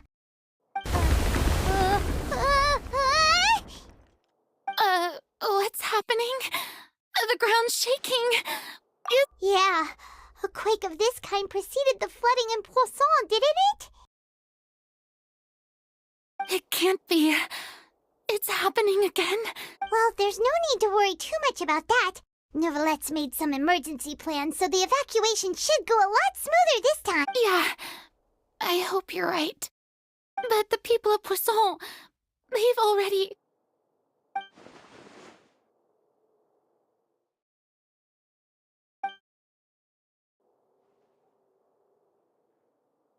It's true. I've been investigating the prophecy for hundreds of years. I once had informants all over Tevat, searching for clues and feeding information back to me. I've tried all kinds of ways, too, to hold back the sea. Anything to keep the coastline from advancing. But all my efforts proved to be futile in the end. Really, the truth has been clear to me for a very long time. We cannot make an enemy of the divine. No matter what we do, the will of the heavenly principles will have its way, and the prophecy shall be fulfilled. Give up. I do love the sound of that phrase. It would mean finally coming to terms with fate, but also for me to finally be free. Indeed, I've thought about giving up so many times, especially after we almost lost Poisson. Fate is really unreasonable, isn't it? It has no heart and obeys no rules. The prophecy has only just started to come true, and so many people have already lost their lives. But just now, it all became clear to me. I still don't have the right to come to terms with fate on behalf of everyone else. As long as the final moment hasn't come, it's still not too late. Don't worry. I will keep hope alive for everyone until the very end. Well, that's enough for now. I got the impulse to play the stricken maiden, but honestly, considering my rank and station, that wasn't a good fit at all. Don't take any of what I just said seriously. How could I possibly let Fontaine fall to the whims of trivial prophecy? Come on! Paimon could have sworn you were actually being honest just now.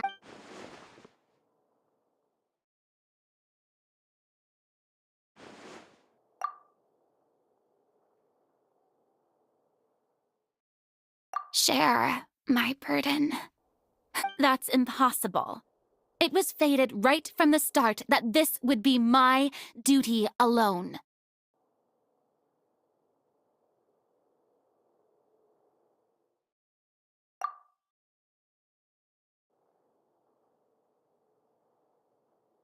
A witness. Yes, I've heard that you came to Tevat from beyond the stars, yes. In other words, you never belonged here. And if Tevat is, in its entirety, a show on a stage, then you're just a spectator, aren't you? If that's the case...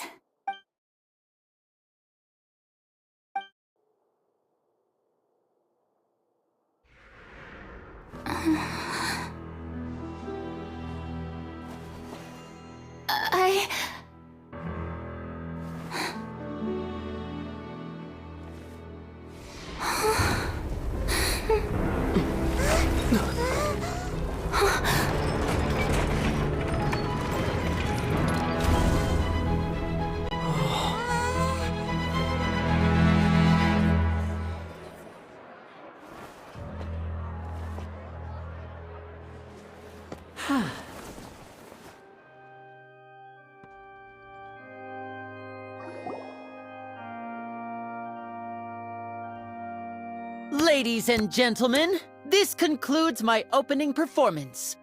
Now, without further ado, we may proceed to the trial of our god.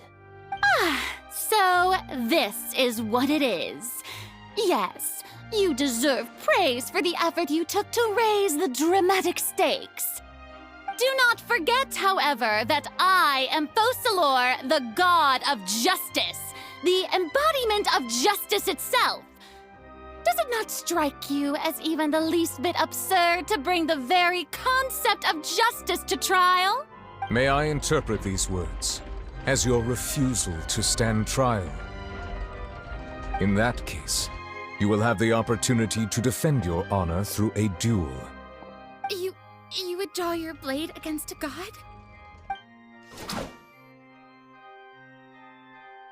I see.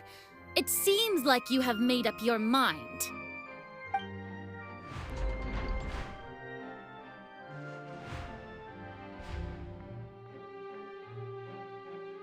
Paimon can't believe it. She just surrendered. What the heck is going on? Did I just see an Archon surrender to a human? Wow, how utterly humiliating. Lady Farina, what is the meaning of this? It would seem that there has been a misunderstanding. To be clear, the raising of both hands is not always an indication of surrender. Looking for excuses again, huh? I raised my hands just now to indicate my acceptance of the trial. No duel shall be necessary. I will admit that I've been running away for a long time. I'm sorry, everyone. I was unable to protect the people of Poisson. It is my duty to stand trial for my crimes. You are not the only ones to be disappointed in me. I, too, am exceedingly disappointed in myself.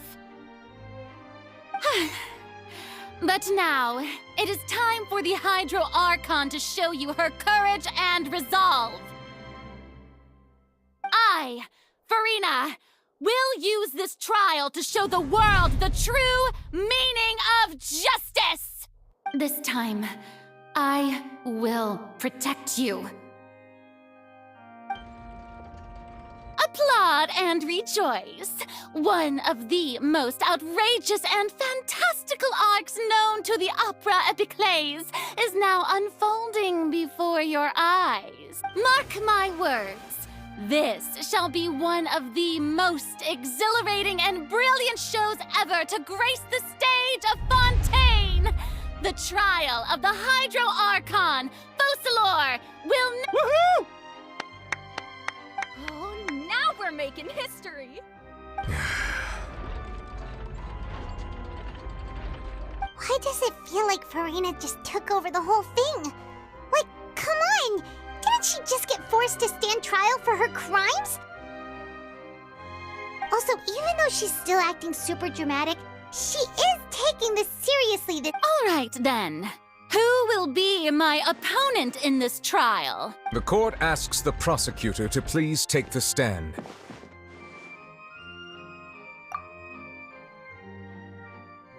Is that so? Very well. Then please speak, witness of Tivat, my accuser and fated opponent.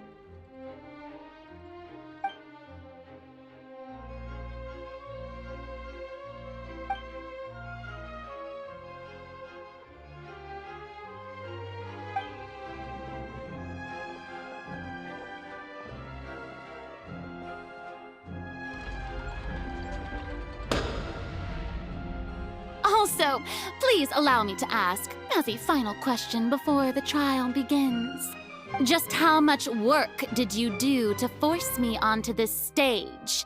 Well, we did do a lot of prep after the meeting that day. I can go over the tasks assigned to the Spina di Rosula, since they were rather straightforward and easy. Navia, the president of the Spina di Most of the people who participated in the disturbance this morning were my subordinates. They changed into plain clothes and came to the Opera House as regular audience members, waiting for the perfect opportunity to incite insurrection against you. The people's resentment against their Archon has been building as more and more of the prophecy is fulfilled. A spark was all we needed to turn smoldering anger into a flame. Moreover, according to our understanding and analysis of you, when something like that occurred, you would likely flee the scene and head to Poisson. So, we arranged for a second group to lie in wait there. So, you mean, the ones who scoured the settlement for me were also from the Spina? And their goal was to force you to step into the giant magic box so you may personally participate in the greatest magic performance in all of Fontainian. That's right. That house was a magic box, rather than someone's residence. As the super ultimate version of the setup that I used when I first performed at the Opera Epiclese, the volume of the box was increased by a whole order of magnitude, and the distance it traversed was the entire gap between Poisson and Aranias. Its cargo, of course, was an Archon instead of a human. My thanks, Farina. Without your help, we could never have pulled off such an extraordinary performance. You're welcome? Of course, this performance was only made possible with Father's support. The House of the Hearth spent a massive amount of labor in Mora to pull this off. We had to select a location, construct the giant magic box, dig a tunnel, and open up a path through the water. It was a lot of work. So, in other words, the earthquake that we felt within the giant magic box was just a normal tremor from the transportation of the whole house? That's right. It wasn't a sign of another disaster to come. Then, I can guess Nervilette and Cloran's parts. You gathered a crowd, prepared a stage, and made sure that the champion duelist would be immediately ready for a fight. Also that as soon as I appeared on the stage, the trial may commence without a— Yes, that is correct.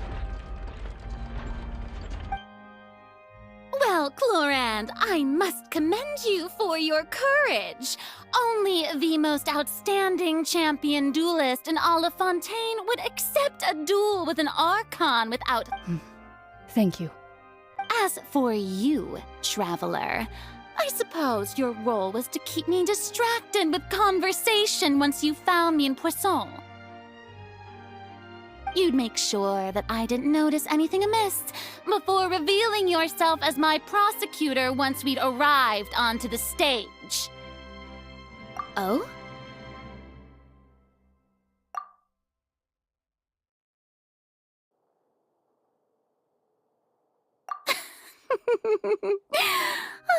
Is that so? Then I suppose I must have missed my final chance. It's fine. It matters not. What's done is done. The stage is already set, so there's no reason to disappoint the audience. Let's see this trial through to the very end.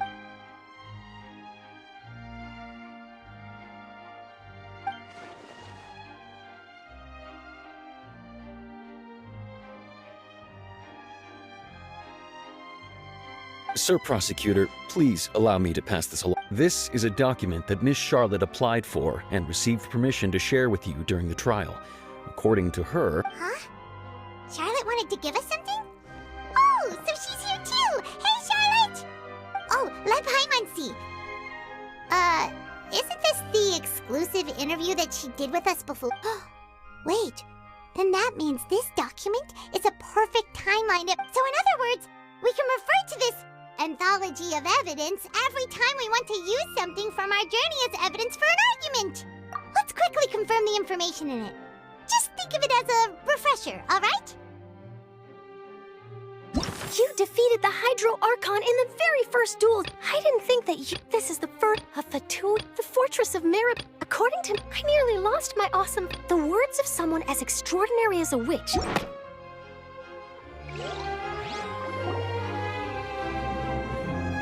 The prosecution and the defense are both in position.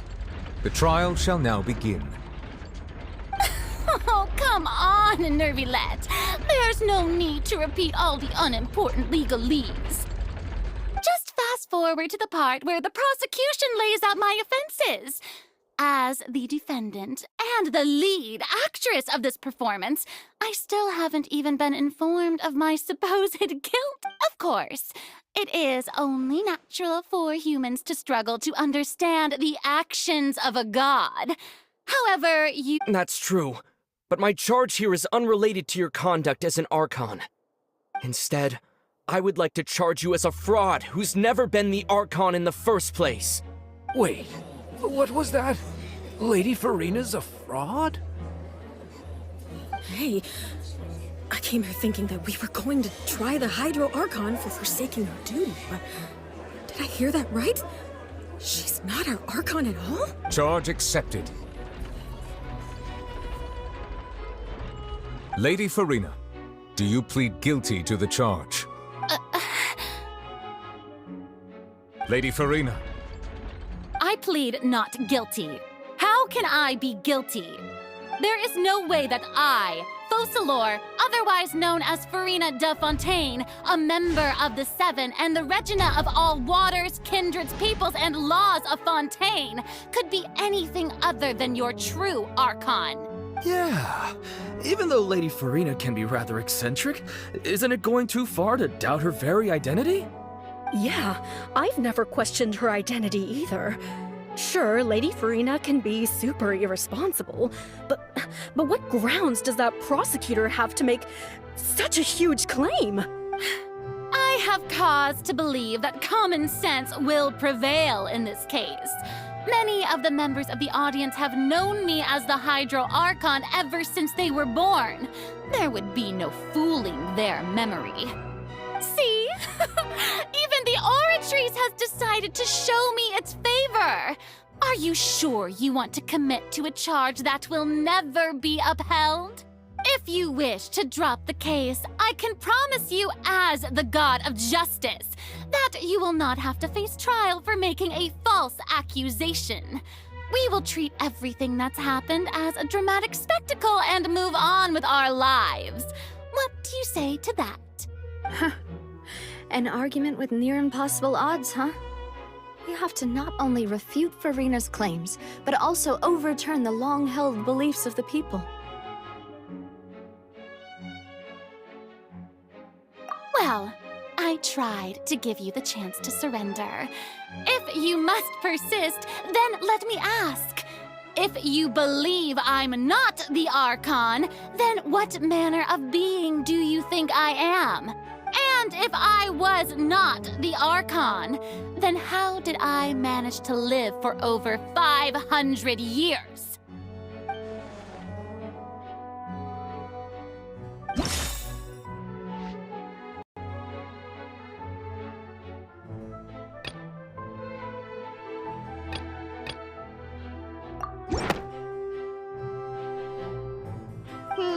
That doesn't sound right.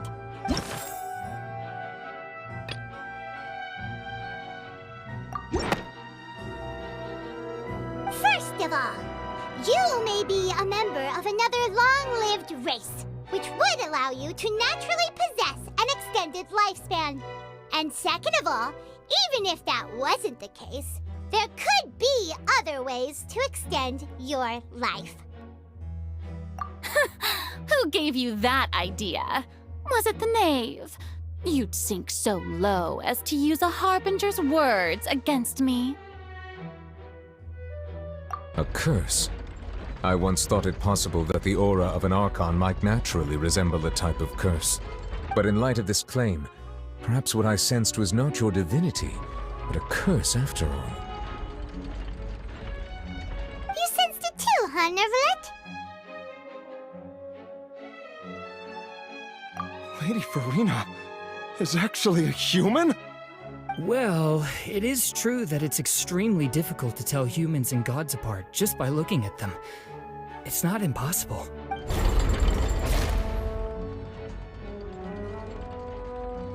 Well, don't start celebrating too early now. Even if I have been carrying a curse like you said, how does that prove that I am merely a human being? Besides, everyone knows that the main difference between a human and a god is the possession of authority. Gods can do what humans cannot. That's why they're worshipped as gods.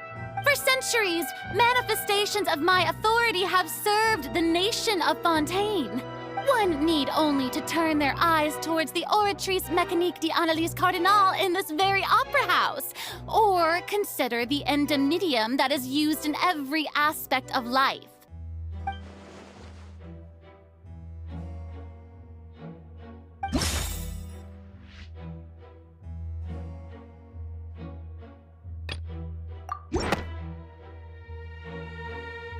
You tried to reference the Oratrice. But weren't you as confused as all the rest of us when the Oratrice declared Child to be guilty without any proof? Otherwise, you should have come up with a good explanation for that by now. Didn't I make myself clear at the time? The decisions of the gods are naturally difficult for humans to comprehend. There is no need to provide an explanation. Lady Farina, I believe a reminder of your current circumstances is in order. While the court is in session, the principles of justice and the law must come before all else. While you are an archon, you are also first and foremost the defendant in this trial. You will prove yourself unable to defend against the prosecution's charges if you continue to withhold vital information against the rules of the court. I never thought you'd use that kind of rhetoric against me. That was no trick of rhetoric, Lady Farina. I've merely reiterated the rules of the court. Rules that all should respect and follow. So, you neither knew why Child was declared guilty, nor did you understand the structure and operations of the Oratrice. Instead of having been created by you, the manifestations of authority you mentioned have been made by the real Hydro Archon, haven't they? The real Hydro Archon? Well, now you're really losing me. It is true that I did not know why the Oratrice gave out a guilty verdict that day. But the Oratrice handed out that verdict unilaterally, and it has been operating independently ever since it was first created. You can't argue that just because a divine creation is flawed, that the god behind it must also be no god at all. She's still throwing out all kinds of excuses. Seems like she's confident that we won't be able to produce proof that she has no power over the Oratrice.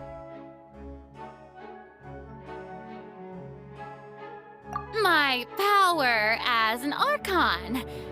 There are many ordinary citizens in the audience. How can I just carelessly demonstrate the formidable power of an Archon? If that poses a concern, I'm prepared to extend my protection to the audience.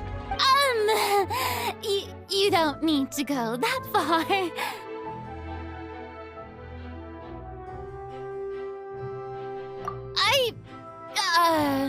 Aren't you the Hydro Archon? Or is it that you can't even wield the power of Hydro, much less the authority of a god? Indemnitium! Yes! It's all because of Indemnitium!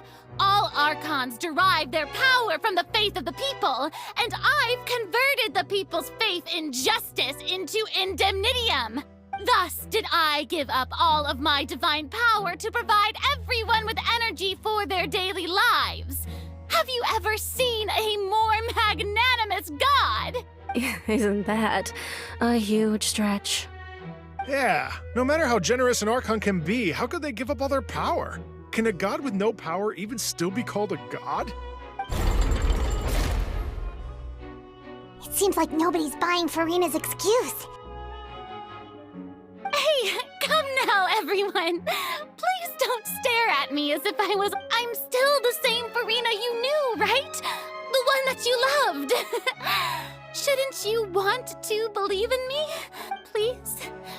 You've got to believe me. If what the prosecutor said is true, she really has committed a grave offense. Did she deceive all of us? And all of our parents and grandparents too? And all of our ancestors? Ever since they were born? Enough. That's enough. Tell me then, if I'm not the real Hydro Archon, then who is? If you have no evidence of another Hydro Archon's existence, nor can you find anyone who can back up their claim to be such, then what grounds have you to say that I'm not actually the real— Wow, she came up with yet another argument. How can we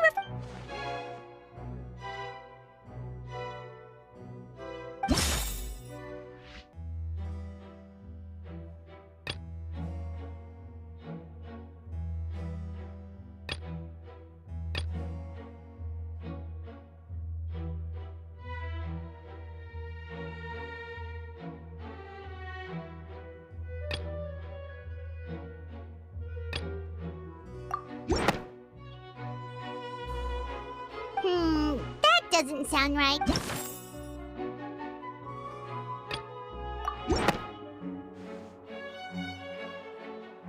It has been established that all Fontainians can dissolve in water from the primordial sea. And that means— Since you insist on claiming to be a god and not a human, then there's a method that you can use right here and now to eliminate all suspicions of you being the latter. Miss Navia, please apply to serve as a temporary attorney for the prosecution before addressing the court. Though you act in partnership with the prosecutor, you must still adhere to proper procedure. Super sorry, Monsieur Chief Justice. I swear this really will be the last time that I'll speak out of turn. Now, I've brought some seawater from Poisson. As everyone knows, a massive flood struck the area not long ago, taking many lives, including those of some of my closest friends. So, Miss Farina, would you dare to touch some of this seawater? If we are to believe that you are indeed the real Hydro Archon, touching this seawater would have no effect on you. All it should do is strengthen your case. But if you don't dare to touch it, then we would have basically proved the reverse. Oh, and I must remind you that after the disaster at Poisson, nobody wants to see any more people dissolve. I do hope you'll act prudently and choose the simpler path of admitting guilt. Navia from the Spina di Rosula. The Spina has governed Poisson for many years. I guess her suggestion is valid. If Lady Farina is indeed just a human, she's probably Fontainian like all the rest of us. Would she really dare to try?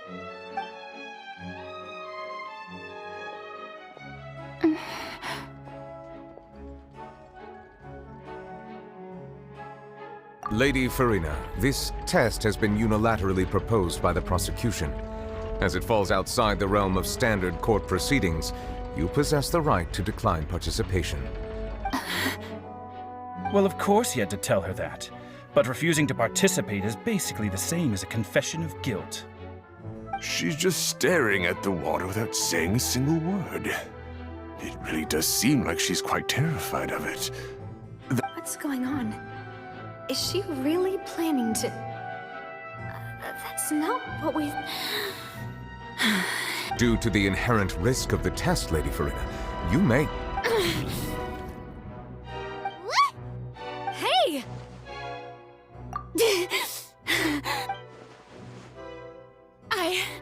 I'm fine! Look at me, everyone! My hand is still here! I haven't been dissolved! Will you believe me now? I really am your Archon! I'm nothing like a normal human who would fall apart as soon as they touch this water! Really? Was this not the most obvious thing in the world? Miss Siegewin? If you are present, Miss Siegewin, please come forward and attend to the defendant. Siegewin? Don't be nervous. It'll just take a few seconds. Let me see. That should be enough. Please announce the results of your evaluation to the court, Miss Siegewin. As everyone doubtlessly saw, Miss Farina was displaying symptoms of hyperventilation and flushed skin. These indicate that she was experiencing the adverse effects of exposure to primordial seawater. The extent to which she was affected is the same as other humans when exposed to primordial seawater of a similar concentration. Thank you, Miss Siegewin. Lady Farina, you may return to the defendant's stand. Oh wait, what did she just say? I didn't get dissolved! Shouldn't that be enough to prove my innocence? Well, considering your tendency to run from your problems, we did originally prepare a direct sample of the seawater around Poisson. However, after extensive discussion, we exchanged it for a sample that is not concentrated enough to dissolve an actual human. After all, on the off chance that something entirely unexpected might occur, we don't want anyone else to lose their life to the sea. Yeah, so out of regard for Farina's life, you secured a low-concentration sample and asked the head nurse to serve as an expert witness. It's a great thing that the direct sample wasn't actually used. Farina could have... I can't believe... you...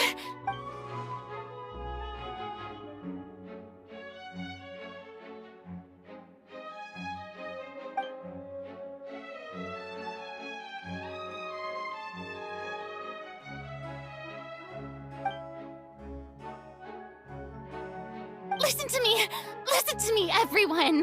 Please don't give me such cold and disdainful looks! What happened just now didn't prove a single thing! Think about it! How can you conclusively prove that an Archon can't also be affected by the primordial seawater? Also, if I was really just a human, why would I dare to just put my hand in that kind of water?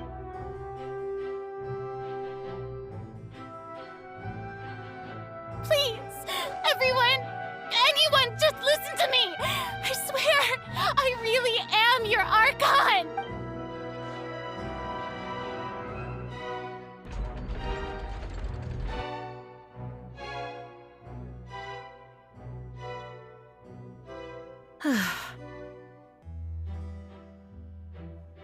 I don't think anything she says at this point will sway anyone. The odds are just too stacked against her now.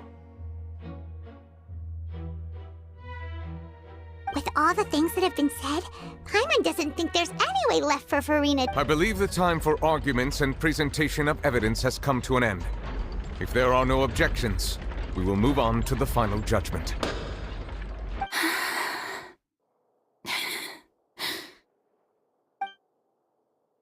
I don't think anything she says at this point will sway anyone. She's too stacked against her now.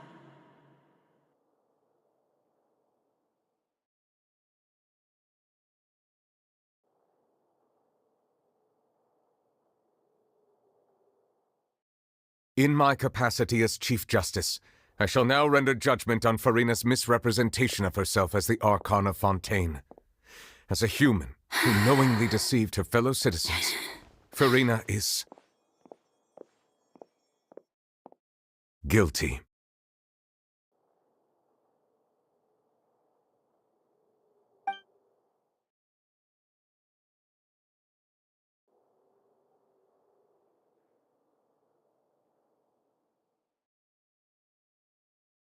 We shall now turn to the oratrice mécanique d'analyse cardinale to render the final verdict on the charges.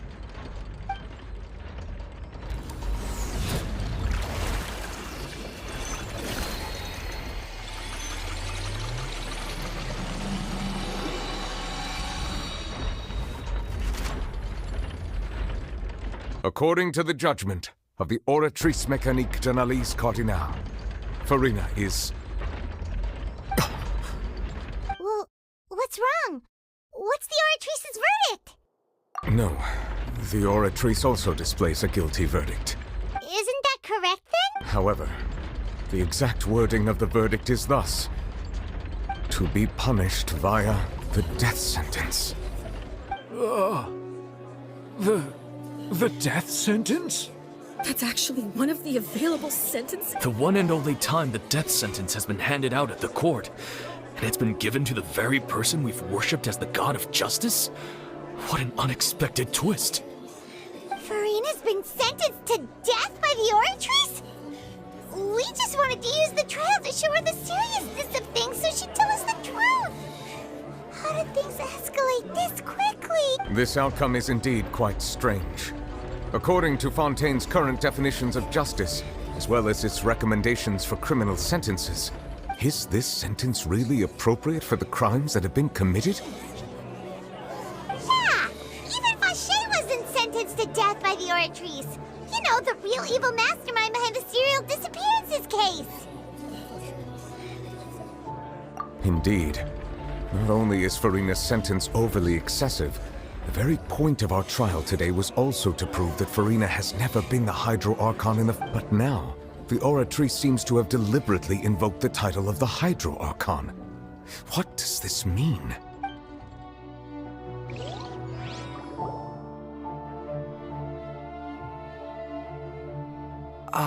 Excuse me, if I may interrupt. Is the trial still going? Fremine! You finally made it. I assume this means you've completed your mission? Mm-hmm. Any mission Father assigns to me will always be top priority. Is that the first prophecy slate? Huh. So the knave privately arranged for Fremine to try and find the missing slate. I looked everywhere and finally found it at the bottom of the sea. It took me a long time to get around some dangerous stretches of water. But has the trial already concluded? Then doesn't that mean I've come too late? Oh no. Thank you for your hard work, Mr. Fremine. Please allow me to review the record left on the slate.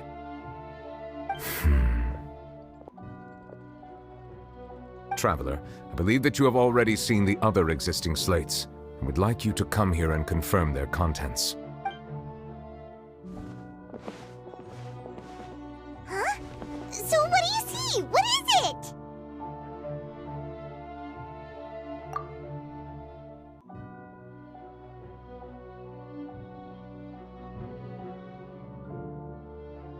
I believe I've now made sense of the Hydro Archon's crime. It has to do with Fontaine's lost history. Huh? Isn't the Hydro Archon just guilty of deceiving her people? Oh, wait, no, that's Farina, and we've already proven that she's not the Hydro Archon. So when you say Hydro Archon, do you mean the real Hydro Archon we've been kinda talking about? In truth, everything that you've encountered in Fontaine up until this point can be traced back to the contents of these stone slates. However, I'm uncertain as to how much sense they currently make to you. Okay, let's try to recall the contents of the other 3 stone slates. Paimon will do her best to help you remember.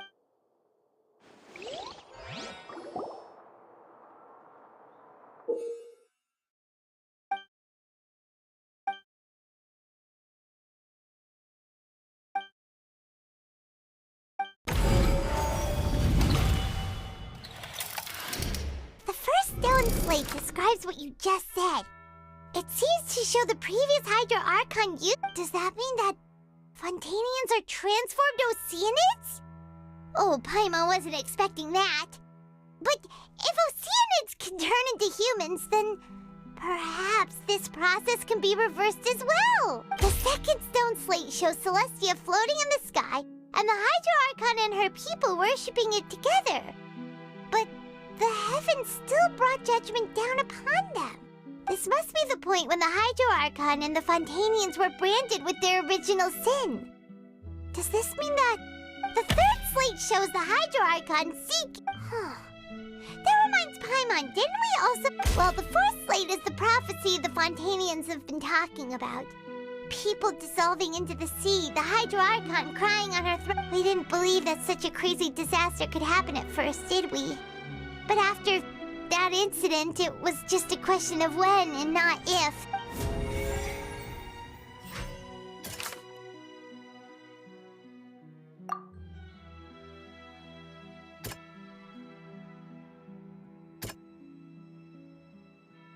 That doesn't sound...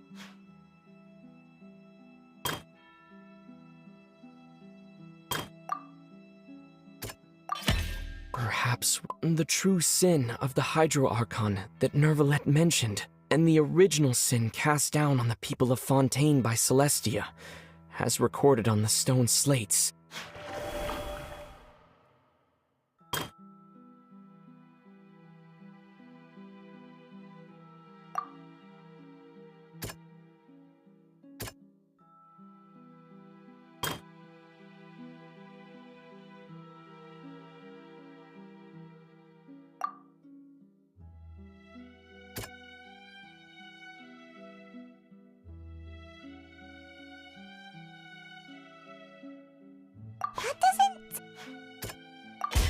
It's not as simple. When Navia fell into the sea, her consciousness was subjected to judgment. The stone slates show the people gathered around the Hydro Archon in the sea. Could that be alluding to the same thing?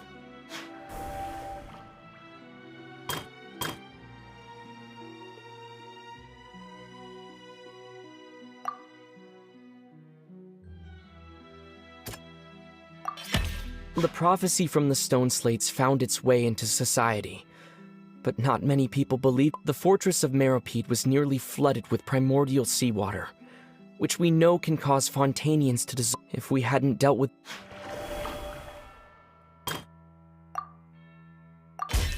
We know from the case of the serial disappearances of young women that Fontainians, and the first stone slate tells us that long ago, this might be the reason that Fontainians can dissolve.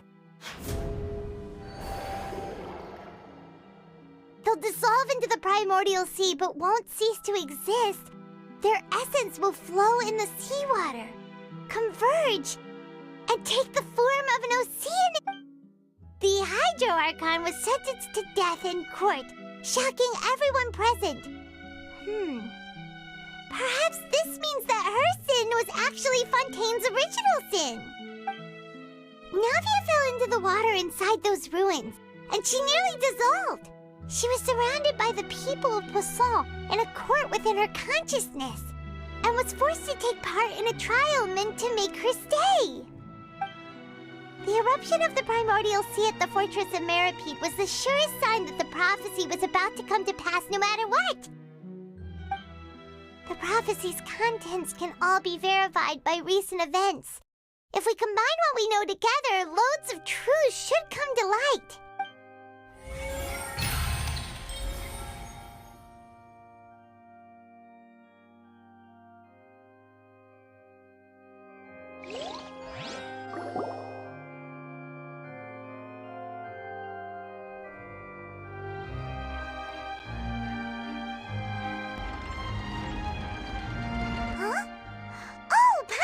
It now, so that's how you can make sense. But then it feels like we're going to have... Let's hear them. Incredible. Linny, did you hear that? We're not real humans. All Fontainians were originally created by the late previous Hydro Archon, with Oceanids as their basis. The evidence for that can be found in how only Fontainians could dissolve in primordial seawater, and how all the girls Vacher dissolved were also turned into Oceanids. Oh, and according to Navia, when she was about to get dissolved, she also saw everyone gathered around for a trial, all of them in the shape... Indeed. Yeah, and it follows from the content of the first slate that she probably angered Celestia by creating humans without prior permission. That could also explain why the Oratrice judged the Hydro Archon to be guilty. It's to account for that ancient sin. The Hydro Archon's true sin was creating us? And yet, after many hundreds of years, the Hydro Archon's creations have turned around to try to judge the Archon within the Opera Epiclese. The twists of history are often the most unexpected of all. Yeah! Isn't the image here just like when Navia fell into the sea? So wouldn't it be trying to show the image of the Hydro Archon also falling into the sea once the prophecy has been fulfilled in the fourth slate? In the end, the people will all be dissolved into the waters, and only the Did Paimon get all that right? You've made some keen deductions. I must say, given how much you still don't know, it is impressive that you've already managed to connect so many pieces of the truth. However, while you were able to decode all the information on the slates, they've also been etched with an additional layer of hidden information using a different power source. When we were at the ruins, I tried to decipher the hidden information recorded in the slates. But since we only had 3 slates at the time, I was unable to come to a full conclusion. Now that the slate collection is complete, I shall make another attempt to decipher the narrative recorded within. If everything goes well, we should find...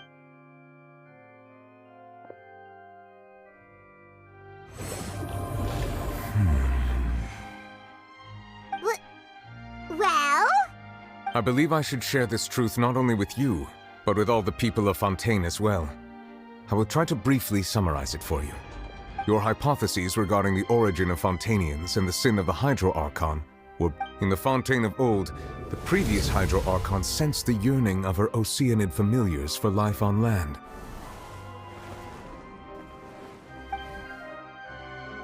The Oceanids were enamored with the beauty and romanticism of human beings, and wishing to have those experiences for themselves, expressed to the Hydro Archon their desire to become of a similar kind. However, even though water as an element is intricately linked with the power of life, the Hydro Archon, as one of the 7, did not possess the authority to create not one to give in. She eventually found a way to create permanent humanoid bodies for her familiars by appropriating the power of this planet's primordial sea. She poured primordial seawater into the Oceanid's blood vessels, creating humanoid mimics in the process. But if Fontainians were to ever come into direct contact with water from the primordial sea, the power within their bodies would escape these artificial restraints and return to the sea. As a result, their forms would collapse, and they would be reverted to their original forms as Oceanids. Of course, the Hydro Archon never received permission from the heavenly principles to create a new human race. And thus, the Hydro Archon and all of her creations came to shoulder the original sin of appropriating the power of the primordial sea. That is the true history of how the people of Fontaine first came into being. So we were all Oceanids before we turned into human beings? That's way too much information for me. I think I'm just going to pretend that I never heard a single thing. Wait, but if that's the truth, we can't let the Hydro Archon be sentenced to death. After all, her only sin was creating us. This really might be too much information for your regular Fontainian, but it does answer a lot of our questions. Alas, your hypothesis regarding the 3rd and 4th stone slates was inaccurate. The slates' respective positions are, in fact, correct. A key point of the visual on the 3rd slate is how all the individuals depicted in the water are humans rather than Oceanids. They have not been dissolved, which implies that the water depicted in this slate is not water from the primordial sea. The nation of Fontaine is the nation of Hydro, as well as the nation of trials and justice. Instead of being the literal element, the water in the scene symbolizes judgment and justice. You may also recall Navia's experience.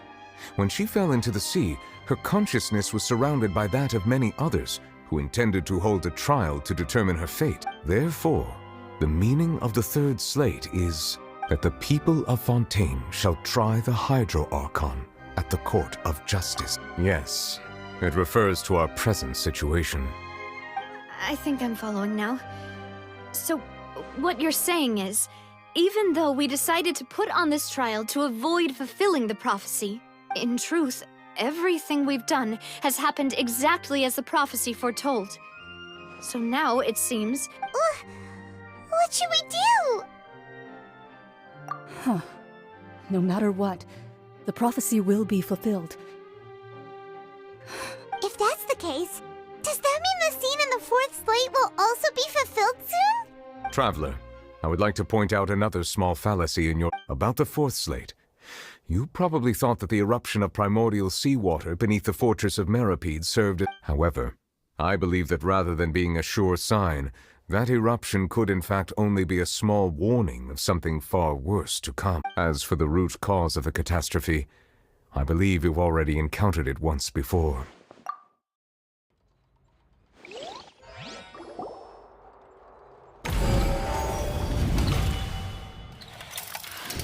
This eruption was just a small warning of the things to come. We must find the root.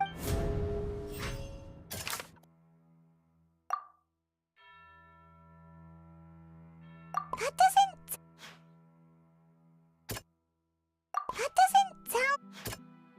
doesn't... It was both dream.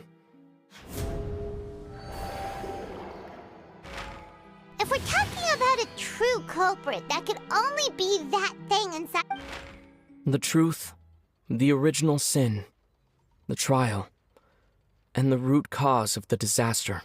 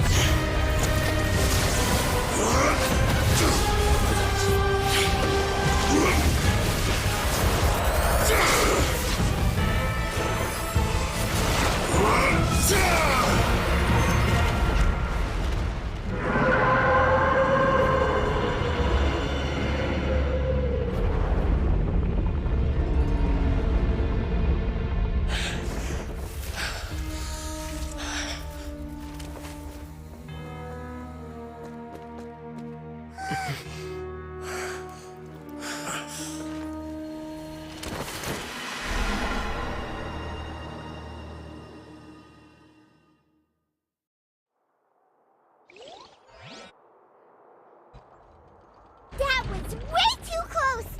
How did that thing just burst into the Opera House? Wait, was that the huge whale you saw in your dream? So we've met it at last. I understand very well why it has chosen to make an appearance here. That whale does not belong to Tevat. It is a monster that has traversed the stars, weeping all the while. It has been greedily consuming the energy from the planet's primordial sea, using it to grow. That is the main cause for the rising sea levels. And once it has finished consuming all of the energy contained within the sea, its next step will be... You said that when the Hydro Archon first created Fontainians out of Oceanids, she filled their blood vessels with primordial seawater. Precisely. That whale finds the blood of Fontainians nigh impossible to resist. Therefore, when it left the primordial sea, it decided to make its next stop a packed opera house full of food. Food in the form of Fontainians. We just barely managed to push it back, right? In that case, won't it come back to target the people again once it's managed to recover its strength? That is correct. Indeed, it is more accurate to say that we should thank that Harbinger for buying us some time. Without him, the whale would have likely come onto land far sooner. From the way he looked, He must have been fighting the creature for quite a long time. That battle maniac. We've always known that he had a special connection with that whale, but we definitely didn't expect it to help us out. Anyway, now that we know that this whale is the actual cause of the disaster recorded in the prophecy, all we need to do to stop the prophecy— It is too late. It had already absorbed too much of the primordial sea's energy before we could notice it. At this point, it has become practically integrated with the sea itself. Even if the entirety of Tevat were to be destroyed, it could still survive and swim off towards some other world. That's not something I will accept. We've already done everything we can, and we even found the true culprit. We've come so far. You can't just tell me that the last hurdle is some impossible foe. Indeed, that's not how a grand performance should end. I'll fight it to the end, no matter what. So the prophecy will be fulfilled no matter what, huh?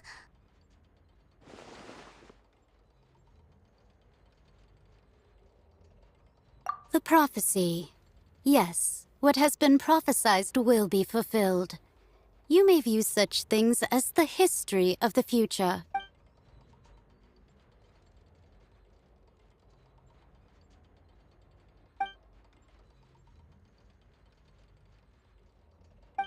Just as prophecies are usually only the future as seen from the perspectives of the gods, could things be happening in hidden corners where the gods' gaze does not fall? Ultimately, fate shall serve as your only guide, no matter what will happen in Tevat's future. All you need to do is to play your part.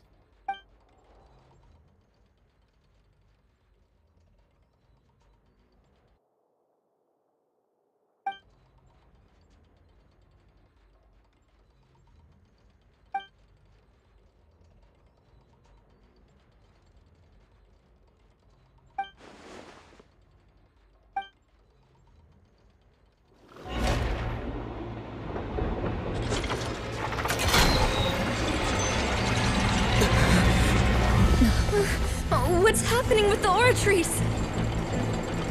I believe it is preparing to carry out the death sentence.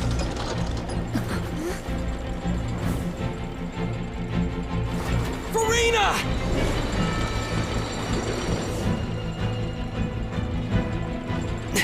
No, I still need answers.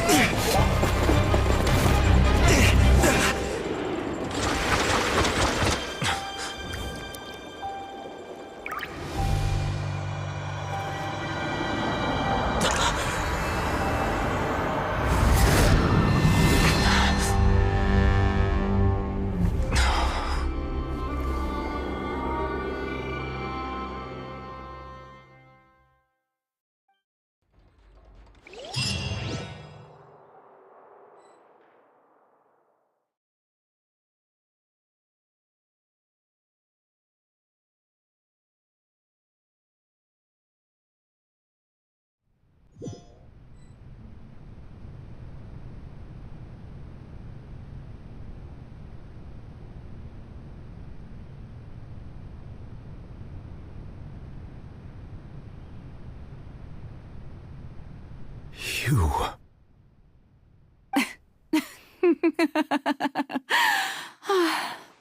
Sorry. That shocked expression on your face is just too amusing. I couldn't help myself. You are not Farina. Who are you? The sweet sound of bewilderment. Marvelous. A sure sign that my attempt to deceive everyone was a resounding success. But to answer your question, I am Focalor. You know, the god. Focalor? Why did you deceive us? Oh, that wasn't my goal, of course. Goodness, no. But I had to fool everyone else too, if I was to stand any chance of deceiving the heavenly principles. Deceiving the heavenly principles?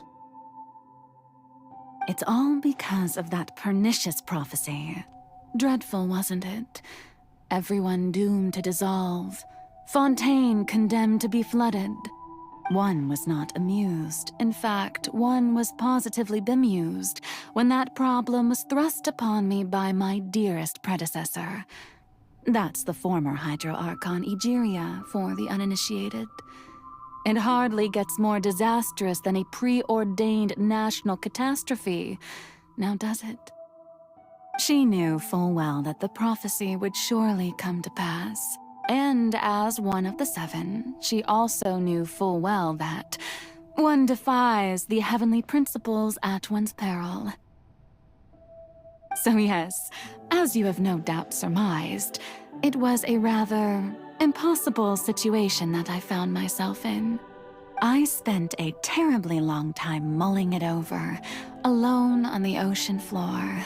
And I was almost growing barnacles by the time I finally realized there was only one possible solution to this confounding conundrum. I had to outwit the heavenly principles, allow the prophecy to be fulfilled, ostensibly at least, while saving everyone at the same time. I'm a genius, I know. I can only assume that's why Egeria chose me as her successor. Although, looking back now, it was hardly the inheritance one dreams of. Between the task of saving the nation, the quotidian duties of the Hydro Archon, and not to mention the original sin of creating a new race of humans, I dare say she left me quite a colossal mess to clean up. But one can only play the hand one is dealt. I did not choose this, any more than I chose to be one of her Oceanid familiars. So you were also once one of the Oceanids, transformed into a human by Egeria's hand? Yes, I was. I always dreamed of becoming human. And I still do, even now. In my eyes, to be human is to be part of the greatest opera ever known. After becoming a god, I separated my divinity from my body and spirit, leaving behind only a self that was as naive and bewildered as my past self on her first day as a human being. The me you see before you now is that divinity, and the human counterpart I left behind, I named Farina. She could feel joy, sorrow, and everything in between. She could be as vain and conceited, or as meek and vulnerable as she wished. Her strengths were of a kind only a human could possess, as were her shortcomings. But in my eyes, Farina's humanity was what made her perfect. She was perfectly human in every way. The person I always wanted to be. Anyway, so then I cursed her. All part of the plan, of course. The plan to deceive the heavenly principles. Do you still remember the final scene of the prophecy? The Hydro Archon alone, weeping on her throne.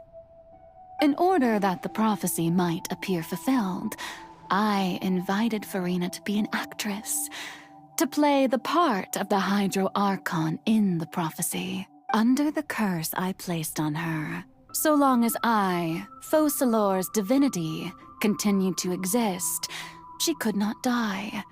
But nor was she free to live her life in the pursuit of happiness. Instead, she was forced to take the stage in the opera house, to embrace the role of leading lady, to forever play the part of the god from the prophecy, all to create a deceitful appearance of that prophecy coming to pass. I suppose now you probably understand why your court is called the Opera Epiclese. But Farina is only human, isn't she? Even though she has had a long life, her mind is no stronger than that of any other ordinary human being. I cannot begin to fathom what she has had to endure. It must have been torture for her. It has indeed.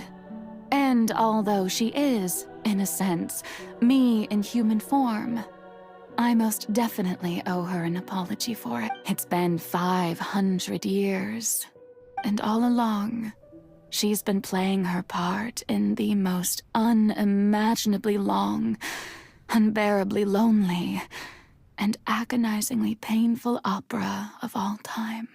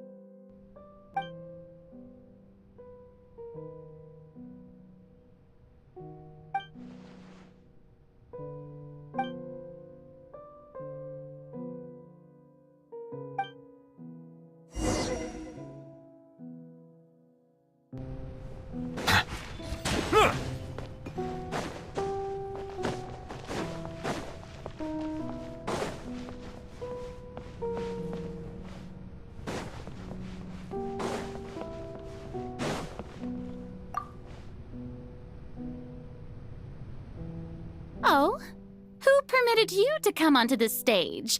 Now, I understand your admiration for my august self. All right. It is not my intent to reprimand you. There is no need to state your name. Just be off with you. Do not distract me from my performance.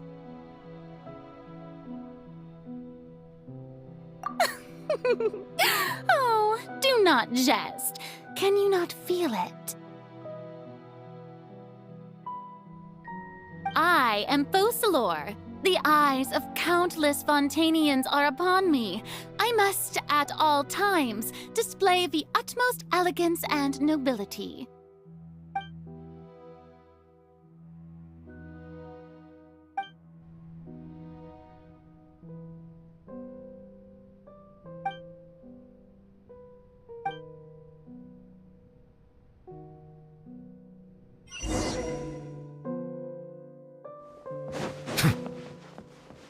Dear audience, the performance is experiencing a technical difficulty, but worry not. The guards shall resolve it soon enough.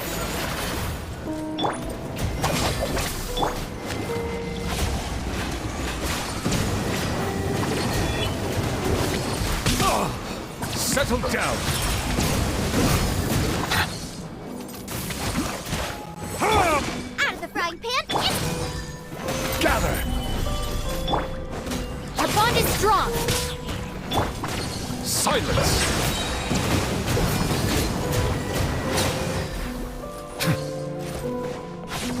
Hey, what gives? The audience is still watching me, you know. Guards? Wait, where are the guards? Guards! Booba, get them! Bow your head.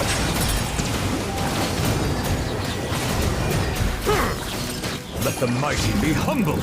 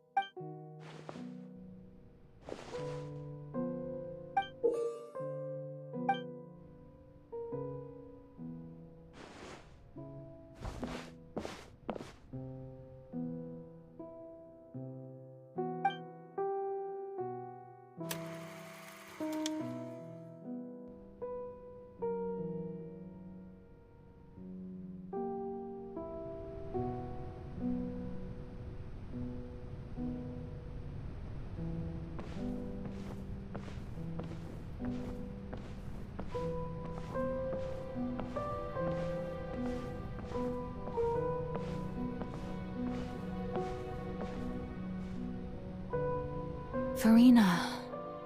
Huh? Who's that? Who's calling me? Where are you? Be not nervous. Be not afraid. I am before you. Wait a moment. You're... mirror me? How can this be? Mirror you, huh? You know what? That's not bad. Let's go with that. Mirror me? What do you wish to say? The prophecy. Have you heard of it? What prophecy? Wait. I know. I think. I don't know why, but it's in my head somehow. The people will all be dissolved into the waters, and only the Hydro Archon will remain, weeping on her throne. Only then... Oh. What's going on? I can't seem to remember anything clearly. The only thing I know for sure is this prophecy. Yes, it will. And that is why I've come to you. Disaster will come to Fontaine. But doesn't that mean everyone will die? I'm a Fontainian just like them. Will I dissolve too? Oh, don't worry. Magical meetings exist in this world precisely to give people a chance to turn things around. It is the reason why you met me today. I will tell you how to save everyone, but you may have to suffer somewhat. Oh, so there's still hope after all. Goodness, you frightened me. You spoke so much and with so much certainty. As for the suffering, well, I will admit that the first thing that came to mind was, why do I have to be the one to suffer? But if the prophecy will come true, I'll also die anyway, right? So if I've already met you as my magical meeting in this world, if there were scales, with all the people of Fontaine on one side and my pain on the other, is it not obvious where the scales should tilt? You truly are the perfect human, my ideal. I suppose this would also be the justice that belongs to you. Huh? Don't worry, it's nothing. Listen well. Fontaine has just lost its Hydro Archon. I need you to play a role, that of the new Archon. Play as a god? That's right. You must begin a never-ending masquerade. You must never let anyone suspect your identity. If you can keep it up, then I shall have my way of defying this prophecy. But should your identity be revealed, then all hope will be lost. But how will I do this? A human assuming the role of a god without being exposed. Don't worry. What you must do is not to turn yourself into a real god. You simply need to play the role of a god as humans imagine them to be. Being a human yourself, I'm sure you already know what such an entity would be like. Remember, your true challenge will not be pursuing divinity, but contending against humanity.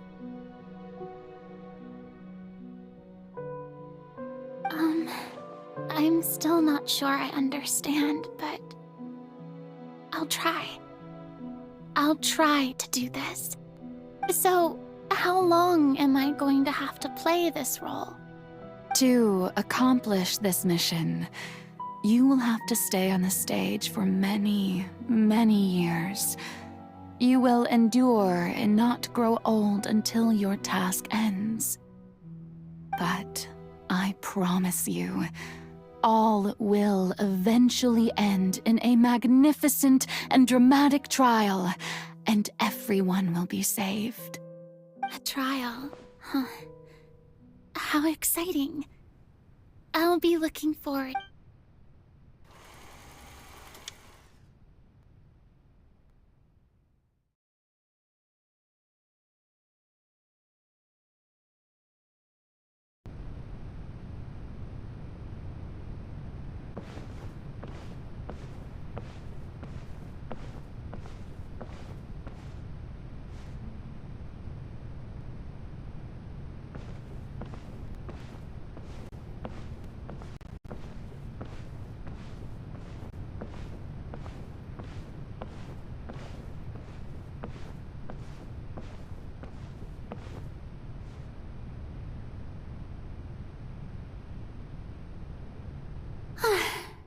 The Maison Cardinalise has announced my accession, but this is my first time facing the people. What should I say to most appear like a god? To be honest, I still don't know. Perhaps I should first try to act natural. Ladies and gentlemen, good evening, and welcome to the Opera Epiclese. I'm sure you've all heard about how I have taken on the role of Hydro Archon. Indeed, I am Farina de Fontaine, your new Archon. In truth, I know little about becoming a nation's new god, but it will be my honor to guide you all. As the god Focalor, the god of justice, I shall do all within my power to lead you into an age of fairness and justice. Once again, thank you all for coming. If you should have any questions or suggestions, please send them to the Maison Cardinalise. The future of Fontaine will require us to work together, after all. This should do it. I thought I might stammer, but thankfully, I was able to convey my thoughts just fine. Okay, and... That's the new Hydro Archon. Is this some kind of joke by the Maison? I would have thought that a being that surpasses humanity would be a bit more assertive. Hey, did you hear that? She even told us to send her suggestions there at the end. Shouldn't gods be all-powerful? She's being so modest. What's the difference between her and an ordinary person, then? If you ask me, perhaps the succession didn't actually happen. She might just be a Maison-back puppet. Wait, what's going on? Why is everyone suspecting me of being a fake? Oh, this is bad. If I get exposed, right. Mirmi said that I just need to play the role of a god as humans imagine them to be. Calm down, Farina. Think. What do the people want? How would they imagine a assertive, with a strong sense of presence, one who can dispel all doubt? That...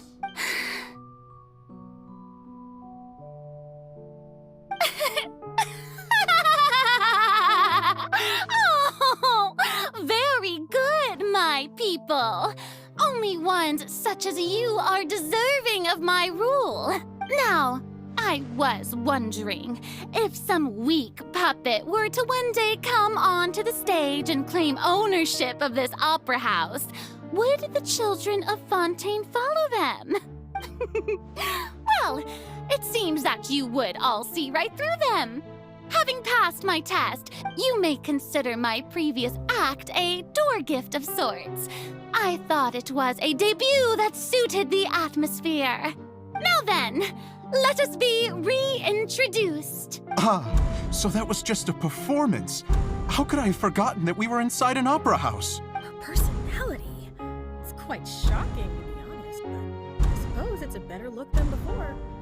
Such a fascinating and bold deity. How wonderful! Our future may yet be bright after all. It seems I've turned them around. Best follow this flow and restart my accessions. My dear people, whether you acknowledge me or not, whether you trust me or nay, I say to you, keep faith in your ardor for justice. We have heard it said that this nation's sins can no longer be washed away. Well, I say that justice is most fragrant when it blooms amid sin. The scales of justice should not weigh heavy in the hands of its God.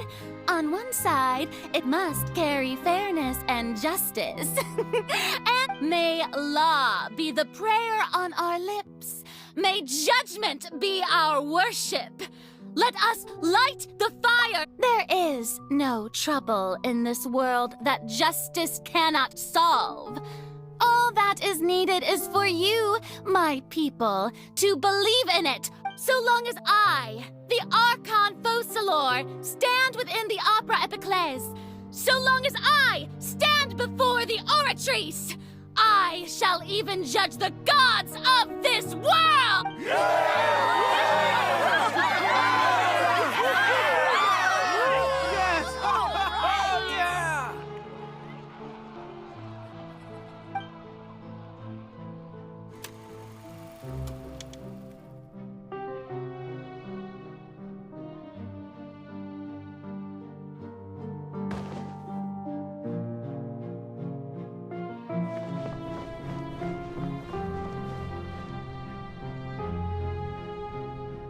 Lady Farina, here are today's case reports, as well as a summary of the follow-up for your perusal. Come now, was I not just at the Opera House in person? Besides, none of these trials were the one that I'm looking forward. If I may be so impertinent, what kind of trial are you truly looking forward to? A magnificent, dramatic, and wondrous trial. A trial to end all things. That's true. I fear I lack the ability to grasp your divine thought, Lady Archon.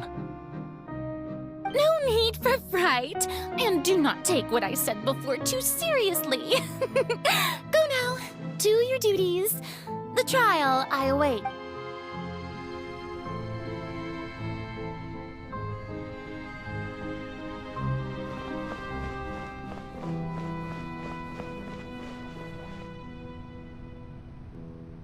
Lady Farina, I don't know what to say. Thank you for agreeing to... No need to thank me. Or rather, thank your own sense of perseverance instead. Oh, I'm afraid that's just an inevitable... All right. Deoteria, is it? How is your son's illness? You remembered me, and you knew of my he is doing much better now. In fact, he is far more of an ardent believer than I. He was the one who forced me to seek an audience with you, and to bring your words back. Oh, good.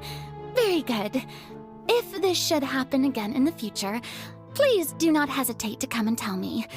Going... You're such a gentle and wise god. Thank you.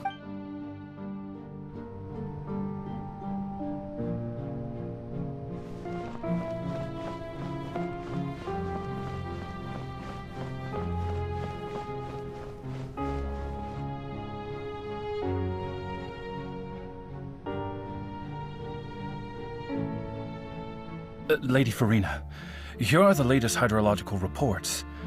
As for the specific parameters you asked to take note of, I'm afraid things still don't look good. I see. It's as I thought then. As your god, I did already expect this. All manner of signs indicate that the prophecy will still come to pass. Forget it. Well, as I understand it, the Fontaine Research Institute is also... Really?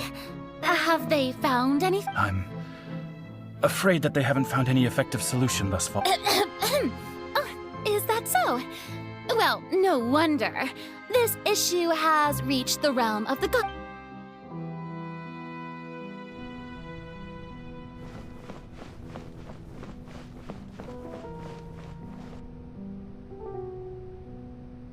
The day is finally over.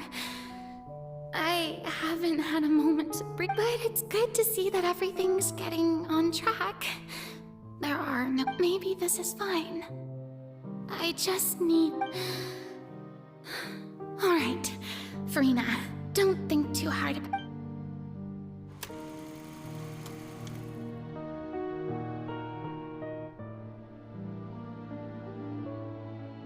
Lady Farina, here are the new trial reports for the latest cases, as well as a summary of the follow-up.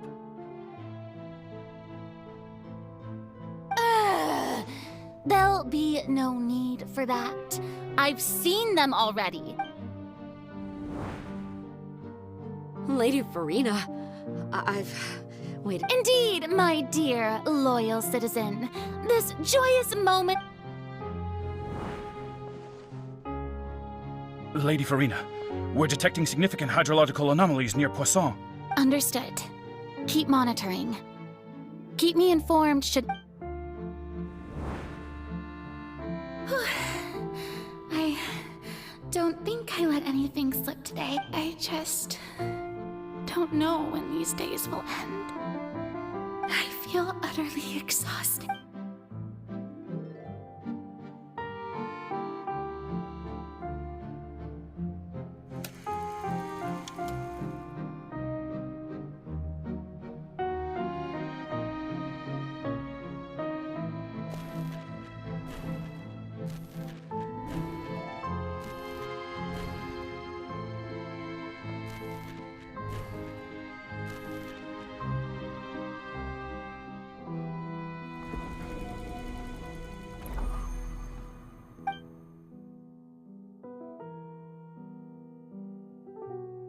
Lady Farina, it's like a dream being able to speak with you up close like this. I've heard that the first member of our family who was honored to receive an audience with you was Madame Deoteria, almost 20 generations. And what a fine family yours is indeed. Surely... What is it? Good. Are you crying? Uh-huh.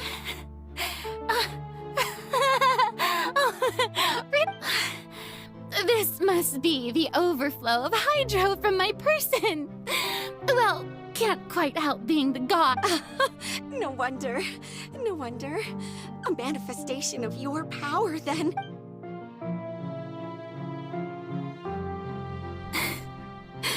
So interminable. Hundreds of years must have passed by now. I never imagined. Have I reached my limit?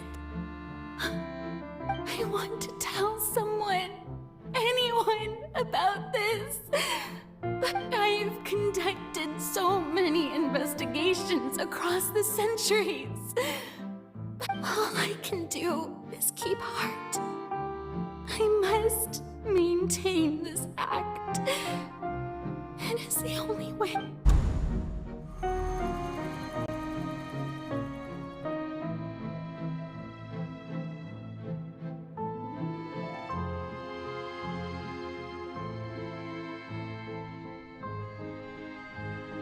Farina, you don't have to shoulder this burden alone. Although I don't know what you might be keeping from everyone. You're...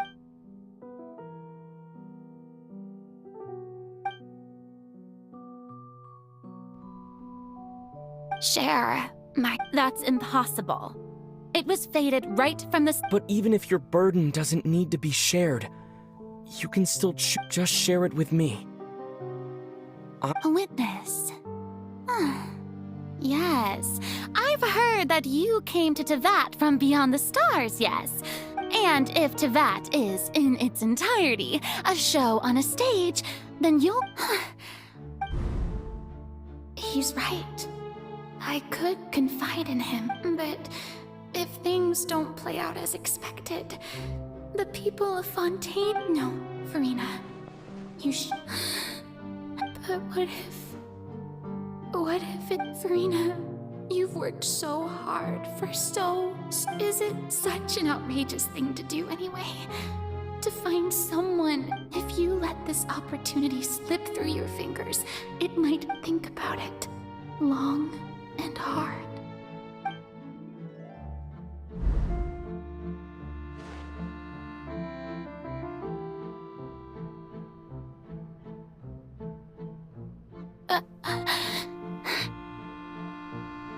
No, I have nothing to say. I am Farina, All you need to do, dear spectator, is to witness my performance.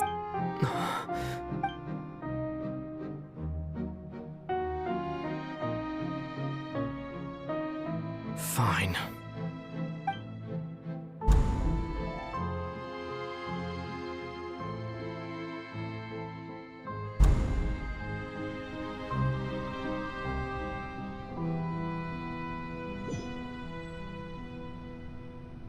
So even Farina doesn't know the truth? You've never once let her in on the full plan? Yes, it had to be done. To deceive the heavenly principles, you must first deceive yourself. She did very well.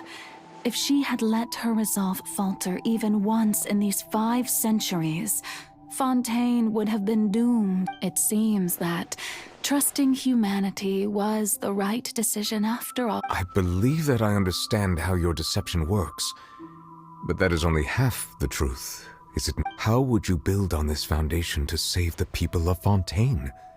That is the most— Ah, good, good. Of course, the Iudex of Fontaine has pinpointed the crux of the issue. I'm sure you've long sensed that the Oratrice is no simple machine, yes? I've always suspected that it had its own consciousness, and Lenny did mention that he heard a human voice within the core chamber. It now seems that that person was you, hidden within the machine all along. Am I right? And then I became one with the Oratrice, taking Fontaine's gnosis with me. Yes, it would seem so, wouldn't it? Alas, your understanding of this device still lacks sufficient depth. In truth, it is no enactor of justice. It is, in fact, a device created to kill the god of justice. Oh, you have it. And to be more precise, not only will the Oratrice take down the god of justice, it will also take down the divine throne upon which she has been placed. I mean, did you think I would be the sort to enjoy peaceful repose while Farina suffered? My work over these last 500 years has been to constantly accumulate indemnitium within the Oratrice. But really, some have already discovered that only a small fraction, the vast majority had to be accumulated. It was all part of your plan then? Both the trial and the sentence? Indeed. This power, accrued over 5 centuries, could have sustained Fontainians for millennia, had it only been used for that purpose. Almost all of it has now been stored within the but only power of this magnitude could hope to destroy the Hydro Archon's divine throne, shaking the rules established by Celestia, and breaking through the institution that is the Seven. So the Oratrice's call for death was for neither Farina nor Focalor, but for the Hydro Archon. The destruction of that divine throne. If I do not misunderstand your intent, you must be— returning what's rightfully yours to you, of course. In other words, this was all done to return the authority of the Hydro Archon to the Hydro Dragon of this planet. But—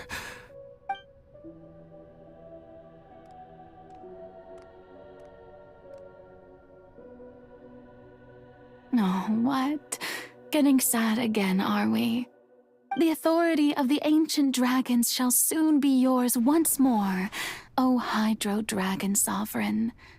And this is the face you make. all you've done throughout the years is just so you can sacrifice yourself at the very end. I've never quite seen it that way, you know. Even now, I'm quite pleased at how well my deception worked.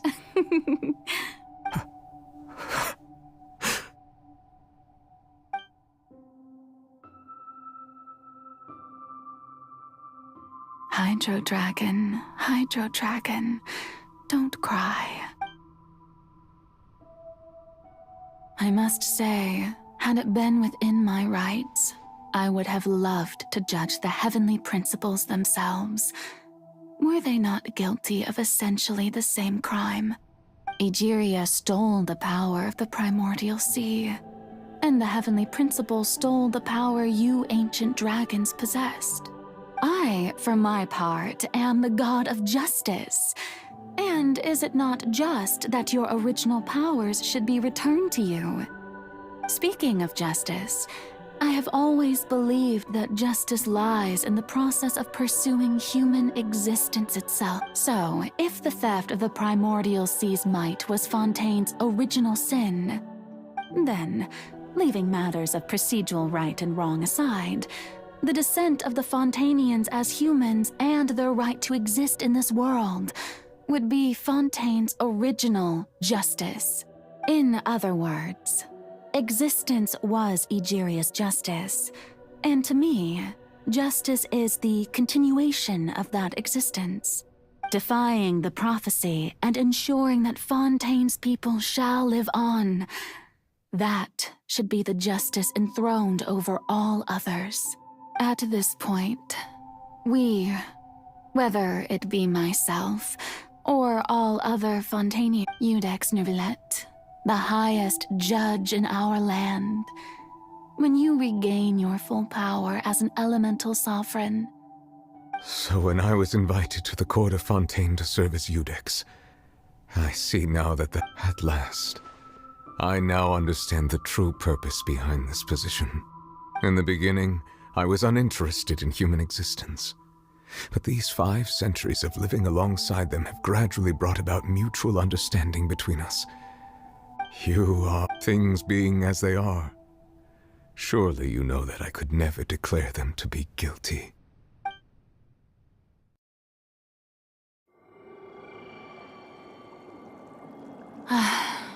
The hour of my execution is almost here. For the sinner, the curtain call has come. I know I may not sound it, but faced with death, I find myself a little afraid. Perhaps this is one thing both gods and humans have in common.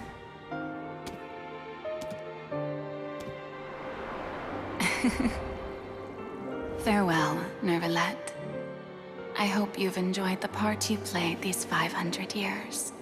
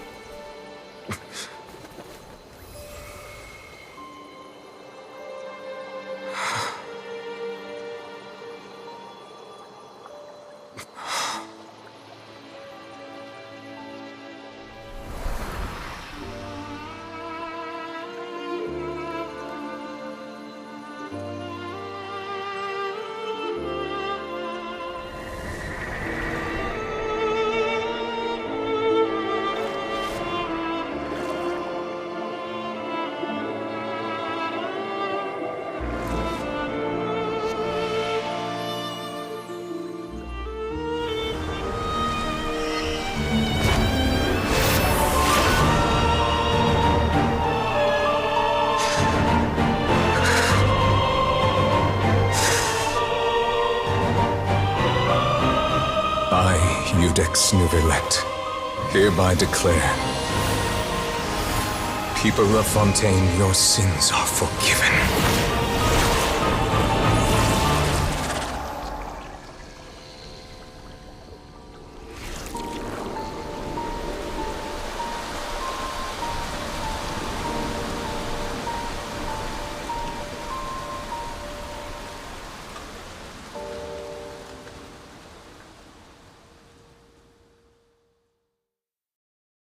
Water comes in many flavors.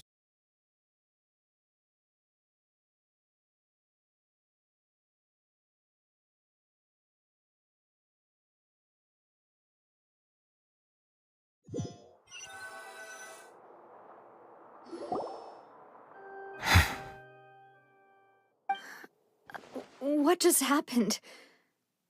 Has the death sentence been carried out? Was that bright light some sort of misdirection? I have a feeling that something huge... But since we're all still alive and haven't been dissolved, I assume whatever happened was good for us. It's time to end this. We must mete out punishment to that beast. But didn't you say just a moment ago that it can't be defeated? I have gained the strength sufficient to deal with it. Through certain means, I now have the ability to separate the power of the primordial sea from that creature. We should seize the opportunity to pursue our quarry.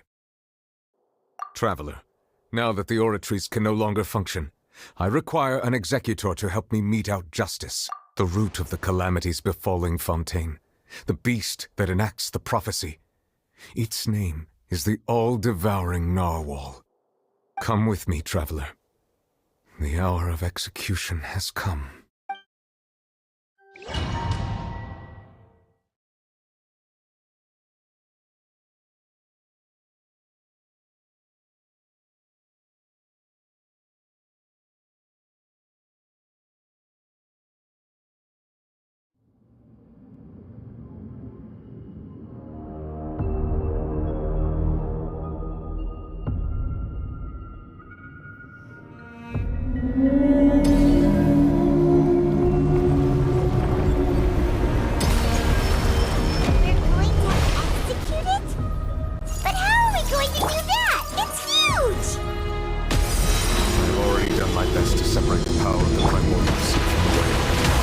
Considering the size of the beast, I cannot reach the power source.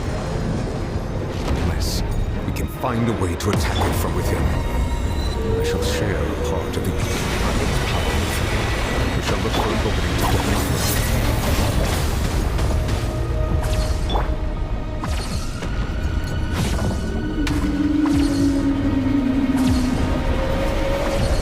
Settle down! I can feel its sorrow turning into hostility.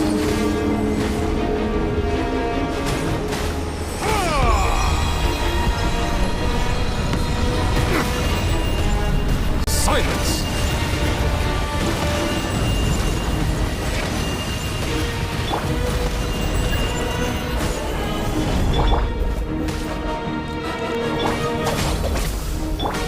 The all-devouring narwhal cannot resist its instinct to devour. Continue to trigger its hostility. Present itself.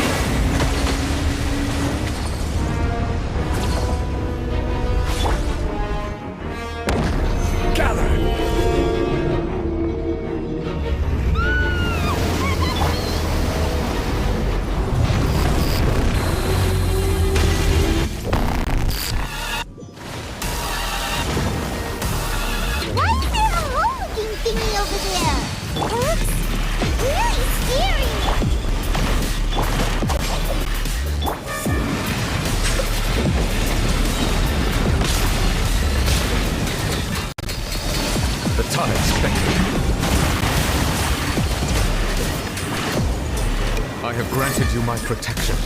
Do not fear. Seize the moment and use my power to suppress its root from within.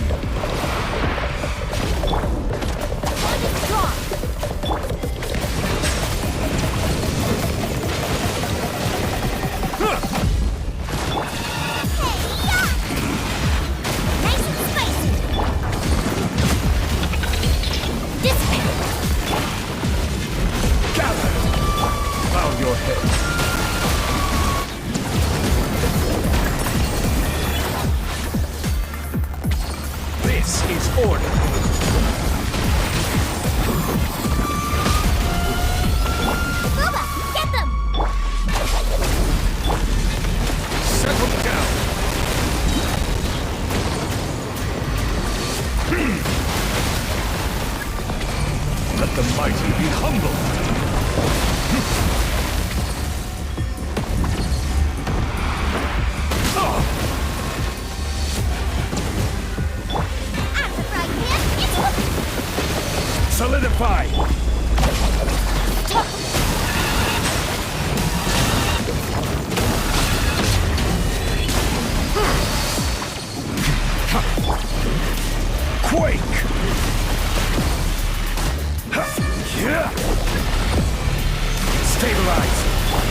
Bow your head. Be sanctified.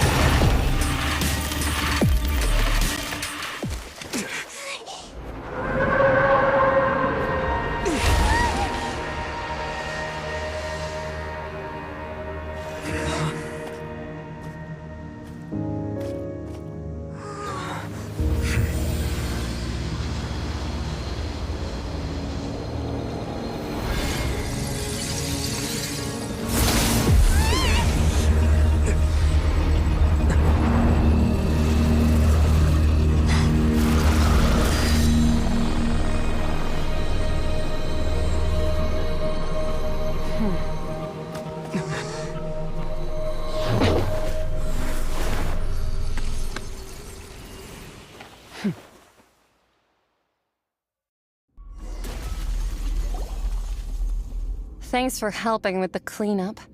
It should have been my job, but... oh well. It was just supposed to be a short private training session for me.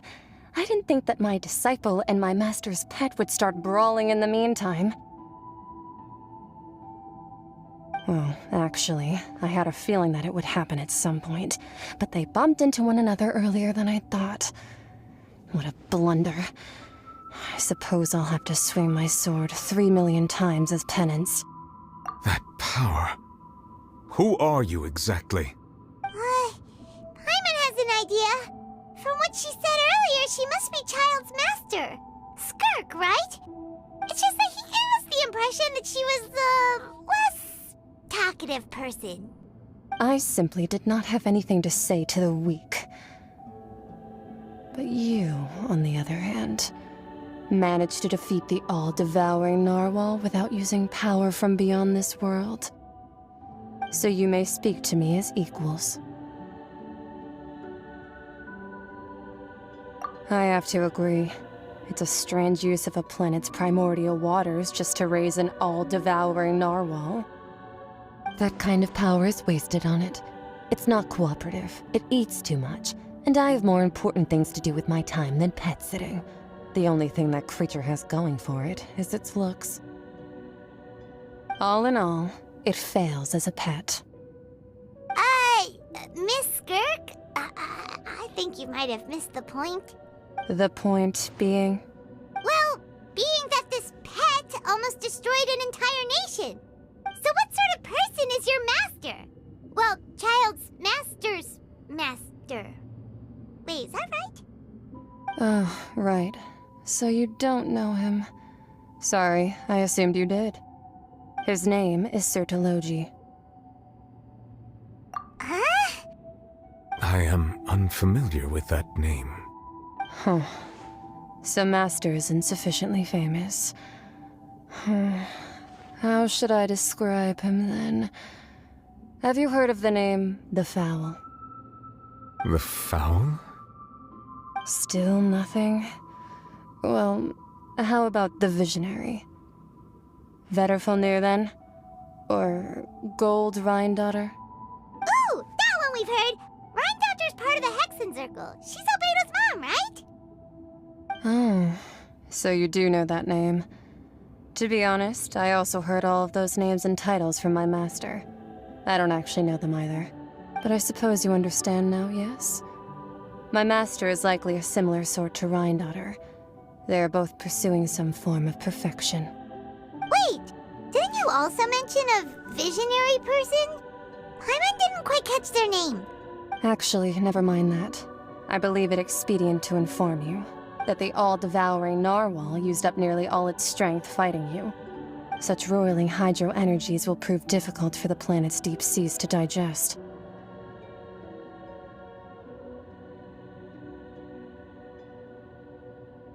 As such, the Fontaine back on the surface has most likely been thrown into chaos.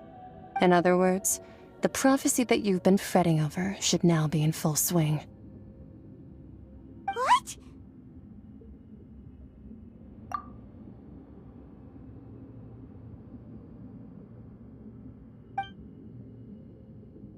Not to worry.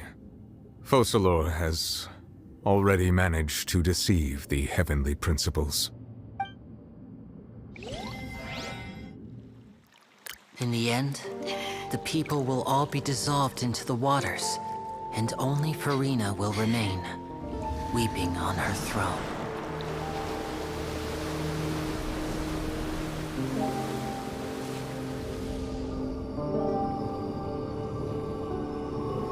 Only then will the sins of the people of Fontaine be washed away.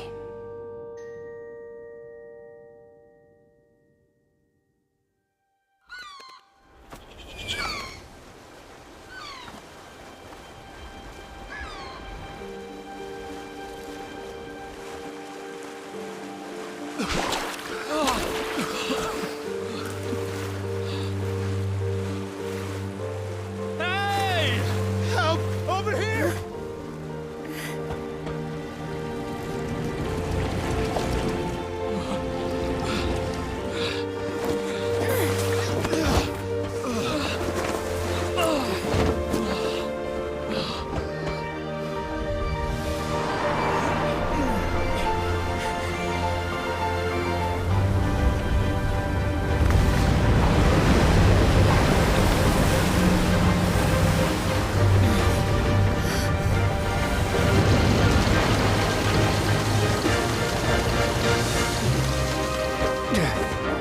All hands, initiate emergency rescue!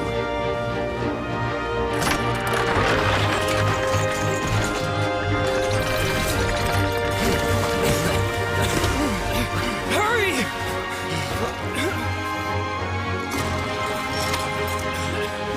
Hey, lend a hand!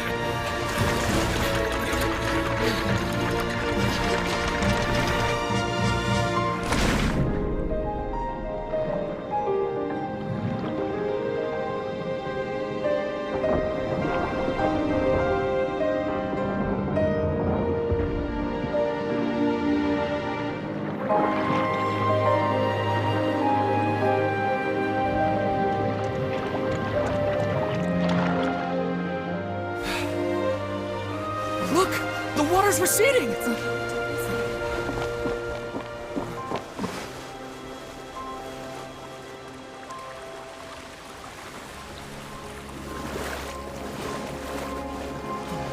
It's a miracle! Water's receding. We didn't dissolve. The prophecy was wrong. The prophecy was wrong.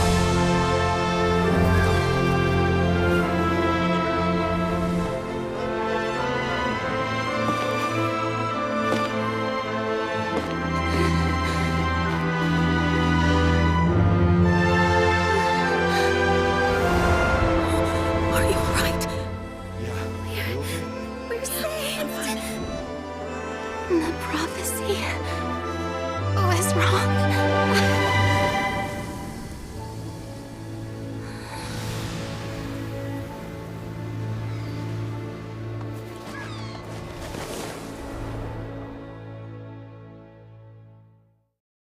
I see the value in my own.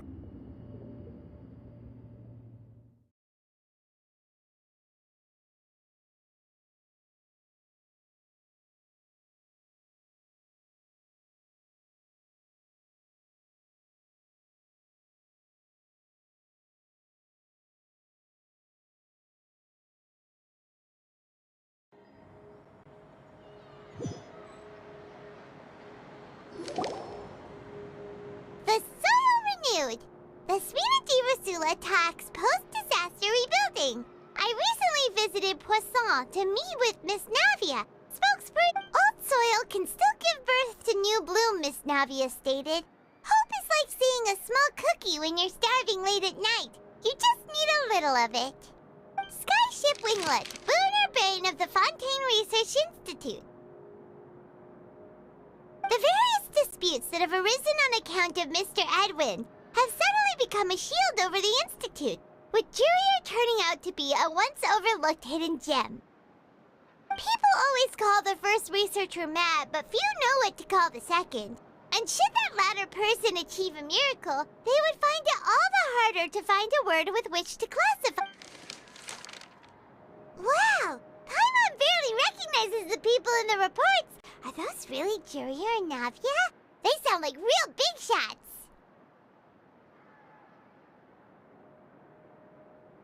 What do you think? Pretty enthralling, huh? The Steambird's idea was pretty simple. With a disaster just having passed, we would print a free edition. The value for these big scoops lies in their inevitable follow-ups. We'll publish further reports and go into the... Edwin's assistant, Jurier, created a true flying ship, while Navia is leading people in the reconstruction of their home. I'm sure that these stories could draw even your well-traveled eye. Pirates, and that's exactly why I'd like you to come conduct interviews with me. You're the best incubator. Oh, this time we'll be...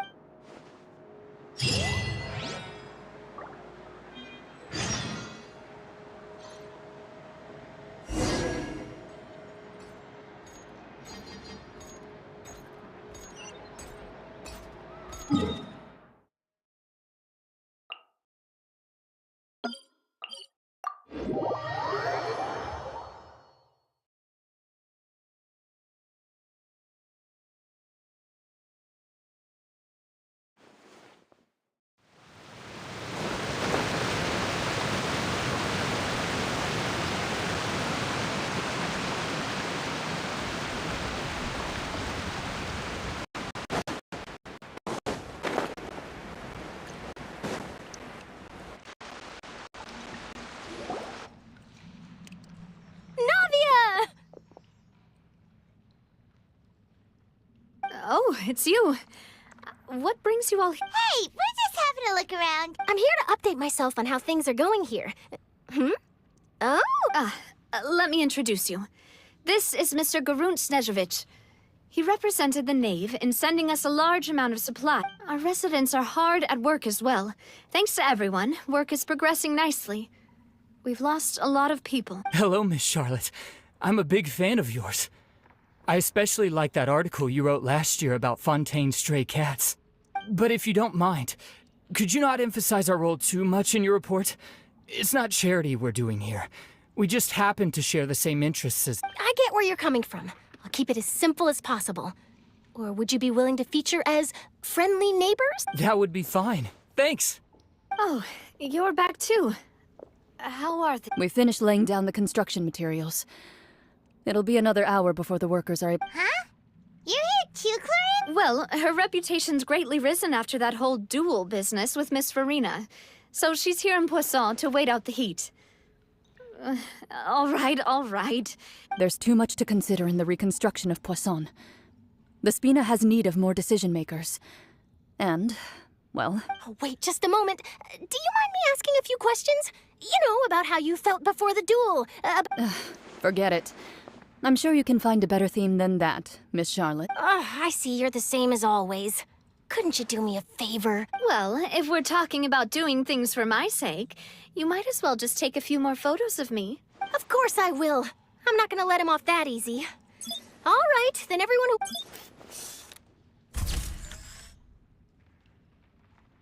How did it go? Was it a good shot? Not bad. Your addition really helped the composition of the picture. All right, hang on a moment. Let me snap a few more shots. All right, that should do it. I'll be back here later anyway, so let's call it a day. You're very quick. Speed is of the essence when it comes to... Also, not to brag, but I'm pretty good at building connections. Who knows? I might eventually get that interview with you. Wow. You really do have that never say die spirit. I'll hazard a guess that this is how you got that interview at the Fortress of Meripede. Whoa, you're well informed. Let me make a guess too. I asked Sijuin, who told Monsieur Nervillet, and he told... That's a very complete information chain. In truth, all Monsieur Nervillet asked, I told him that it was best not to speak too soon. There's... You're right. I've got to treasure every moment I have with them. Stay safe now. And tell...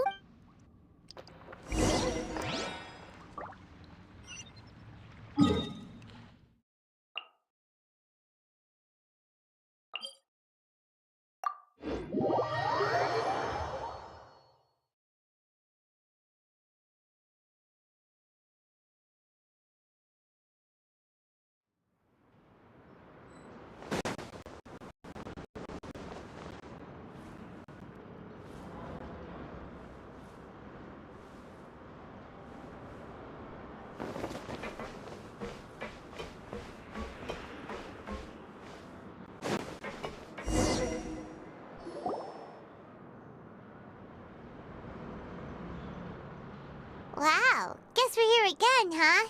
There's a real nostalgic feel. Looks like you've been missing us. Duke! Did you come? Of course. I'm here to welcome you and our dear Miss Charlotte, whom our good head nurse recommended to me. It's an honor to finally meet the much-rumored Duke. No need to thank me. But that said, I shouldn't be the focus of your interview. I trust... Of course, of course. All right then, this way.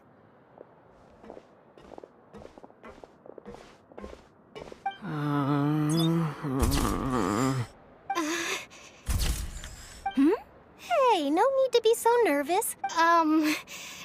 Miss Charlotte. It would seem that Miss Lorvine doesn't... Sir, please don't say things like that. But it looks like dear Mr. Jurier denies it. No, I just... This is my first time being interviewed, and I'm very thankful to the Now, I might not look it, but I actually did meet Mr. Edwin once. And I'll be honest, I enjoyed chatting with you more.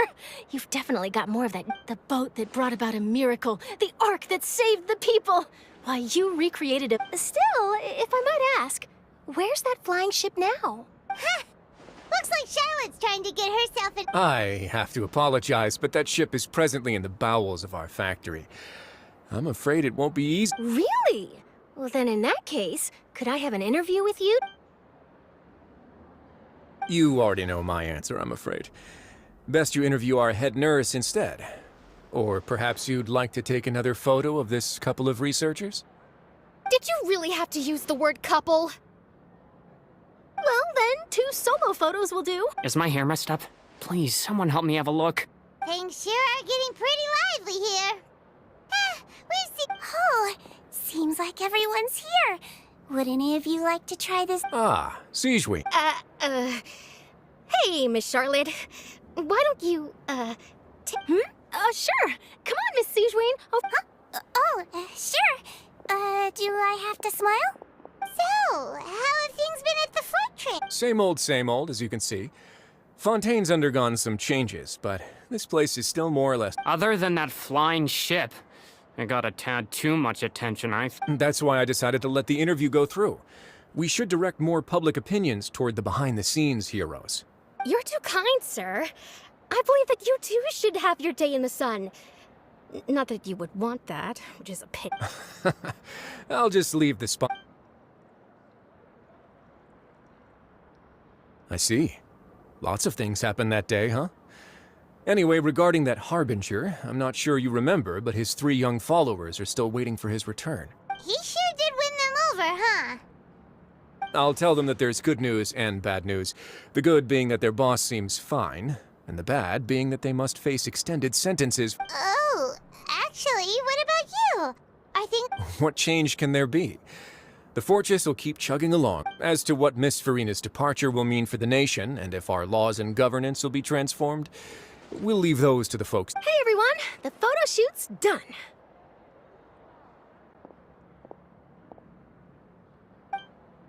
Good. In that case, let's call it a... Thanks for your cooperation. Come on, Traveler, let's go. There'll be a next time? Maybe. Who knows? All right. Last stop, the docks.